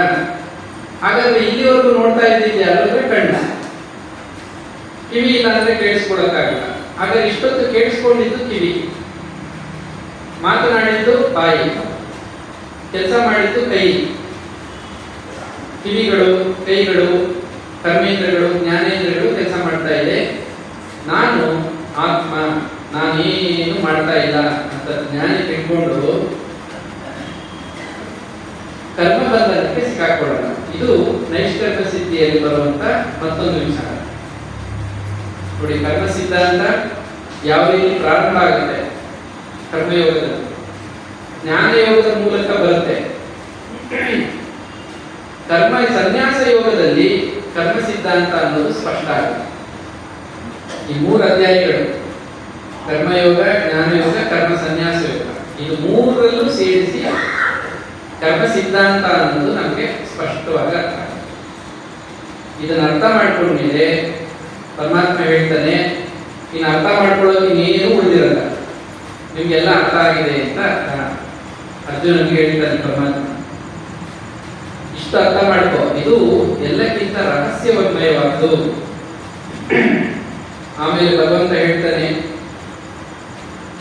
ಜ್ಞಾನಿ ಹೇಗಿರ್ತಾನೆ ಅಂದ್ರೆ ಕರ್ಮದಲ್ಲಿ ಅಕರ್ಮವನ್ನು ನೋಡ್ತಾನೆ, ಅಕರ್ಮದಲ್ಲಿ ಕರ್ಮವನ್ನು ನೋಡ್ತಾನೆ. ಕರ್ಮಣ್ಯ ಕರ್ಮ ಯಶ್ಪಶ್ಯೆ ಅಕರ್ಮಣೀಚ ಕರ್ಮಯ ಸಾ ಬುದ್ಧಿಮಾನ್ ಮನುಷ್ಯೇಶು ಸಾ ಯುಕ್ತ ಸಾ ಕೃತ್ನ ಕರ್ಮಕೃತ. ಇದು ಭಗವದ್ಗೀತೆಯ ಒಂದು ಶ್ಲೋಕ. ಗಹನ ಕರ್ಮಣೋಗತಿ. ಈ ಕರ್ಮವನ್ನ, ಕರ್ಮ ಸಿದ್ಧಾಂತವನ್ನ ಚೆನ್ನಾಗಿ ಅರ್ಥ ಮಾಡ್ಕೊಂಡ್ಬಿಟ್ಟಿದ್ದೀನಿ ನಾನು ಅಂತ ಹೇಳೋದು ಅಷ್ಟು ಸುಲಭ ಅಲ್ಲ, ಗಹನ. ಇದು ಬಹಳ ಗಂಭೀರವಾದ ವಿಚಾರ. ಹಾಗಂತ ಇದನ್ನ ಅರ್ಥ ಮಾಡ್ಕೊಳ್ಳದೆ ಇದ್ರೂ ಆಗೋದಿಲ್ಲ. ಇದು ಅರ್ಥ ಆಗೋವರೆಗೂ ಕರ್ಮ ಬಂಧನದಿಂದ ಬಿಡುಗಡೆ ಇಲ್ಲ. ಮತ್ತೆ ಮತ್ತೆ ಹುಟ್ಟೋದು, ಸಾಯೋದು, ಪುನರಪಿ ಜನನ ಪುನರಪಿ ಮರಣಮೋ, ಪುನರಾವರ್ತನೆ ಆಗ್ತಾನೇ ಇರುತ್ತೆ. ಈಗ ಯಾಕೋ ನಮಗೆ ಕಷ್ಟ ಅರ್ಥ ಮಾಡ್ಕೊಳ್ಳೋದು ಕರ್ಮ ಸಿದ್ಧಾಂತ, ಈ ನೈಷ್ಕರ್ಮ ಸಿದ್ಧಿ ನಮ್ಗೇನು ಅರ್ಥ ಆಗ್ತಾ ಇಲ್ಲ. ಅರ್ಥ ಮಾಡ್ಕೊಳ್ಳೇಬೇಕು. ಯಾಕಂದ್ರೆ ಇದು ಅರ್ಥ ಆಗದೆ ಇದ್ರೆ ಕರ್ಮ ಬಂಧನದಿಂದ ಮುಕ್ತಿ ಪಡ್ಕೊಳ್ಳೋಕ್ಕಾಗ್ತದೆ. ಪುಣ್ಯ ಕರ್ಮನೋ ಪಾಪ ಕರ್ಮನೋ ಯಾವುದೋ ಒಂದು ಬಂಧಿಸುತ್ತೆ. ಯಜ್ಞ ರೂಪವಾಗಿ ಕೆಲಸ ಮಾಡಬೇಕು, ಕರ್ಮ ಮಾಡಬೇಕು, ಪರಮಾತ್ಮನ ಆದೇಶ. ಹೀಗಾಗಿ ನಾವು ನಾಳೆ ಭಗವಂತನ ಆದೇಶ ಹೇಗಿದೆ ಅನ್ನೋದನ್ನ ನೋಡೋಣ. ಭಗವಂತ ಯಾವ್ಯಾವ ರೀತಿಯಲ್ಲಿ ಆದೇಶ ಕೊಟ್ಟಿದ್ದಾನೆ, ಕರ್ಮ ಸಿದ್ಧಾಂತ, ನೈಷ್ಕರ್ಮ ಸಿದ್ಧಿಯನ್ನು ಪಡ್ಕೊಳ್ಳೋದು ಹೇಗೆ, ಎಲ್ಲೆಲ್ಲಿ ಹೇಗೆ ನಡ್ಕೋಬೇಕು, ಇದನ್ನೆಲ್ಲ ಹೇಳಿದ್ದಾನೆ. ಅದನ್ನ ಅರ್ಥ ಮಾಡಿಕೊಂಡು ಹಾಗೆ ನಡ್ಕೊಂಡ್ರೆ ನಮ್ಗೆ ಈ ಕರ್ಮಫಲದ ಬಾಧೆ ಇರಲ್ಲ.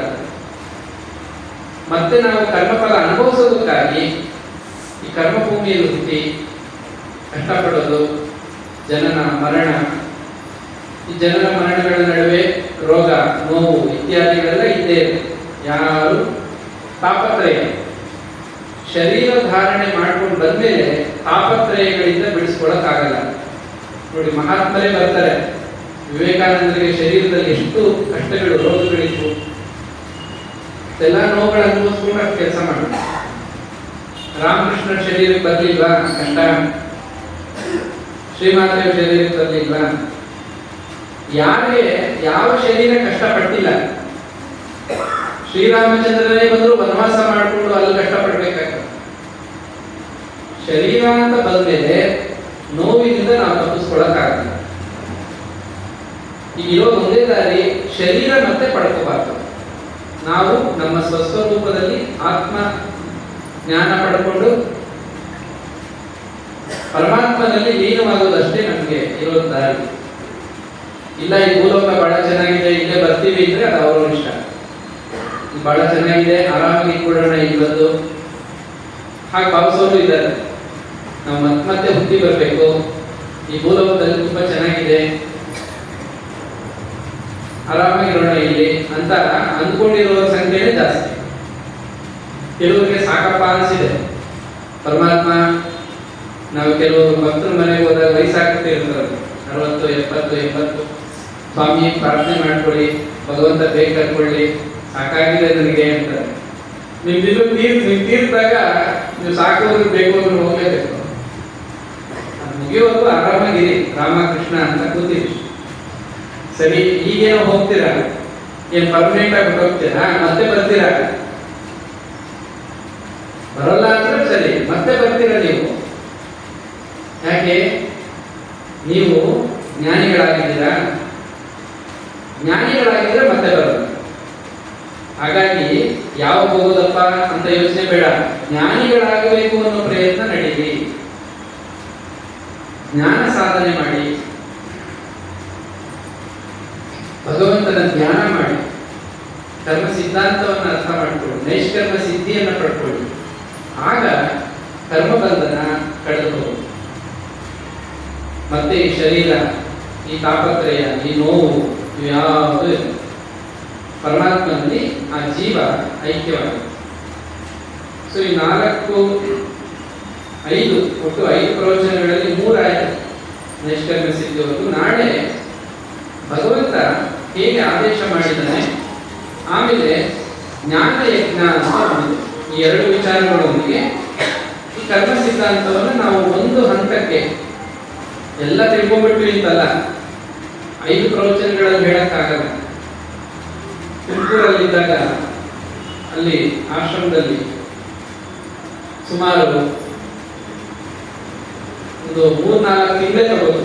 ವಾರಕ್ಕೆ 2 ಅಂದ್ರೆ 3-4 ತಿಂಗಳಿಗೆ ಎಷ್ಟಾಯ್ತು? ಸುಮಾರು 20-30 ಪ್ರವಚನಗಳು ಈ ಕರ್ಮಯೋಗ ಜ್ಞಾನಯೋಗದ ಬಗ್ಗೆನೇ ಅಷ್ಟೊಂದು ಪ್ರವಚನಗಳು ಬಂದಿದೆ.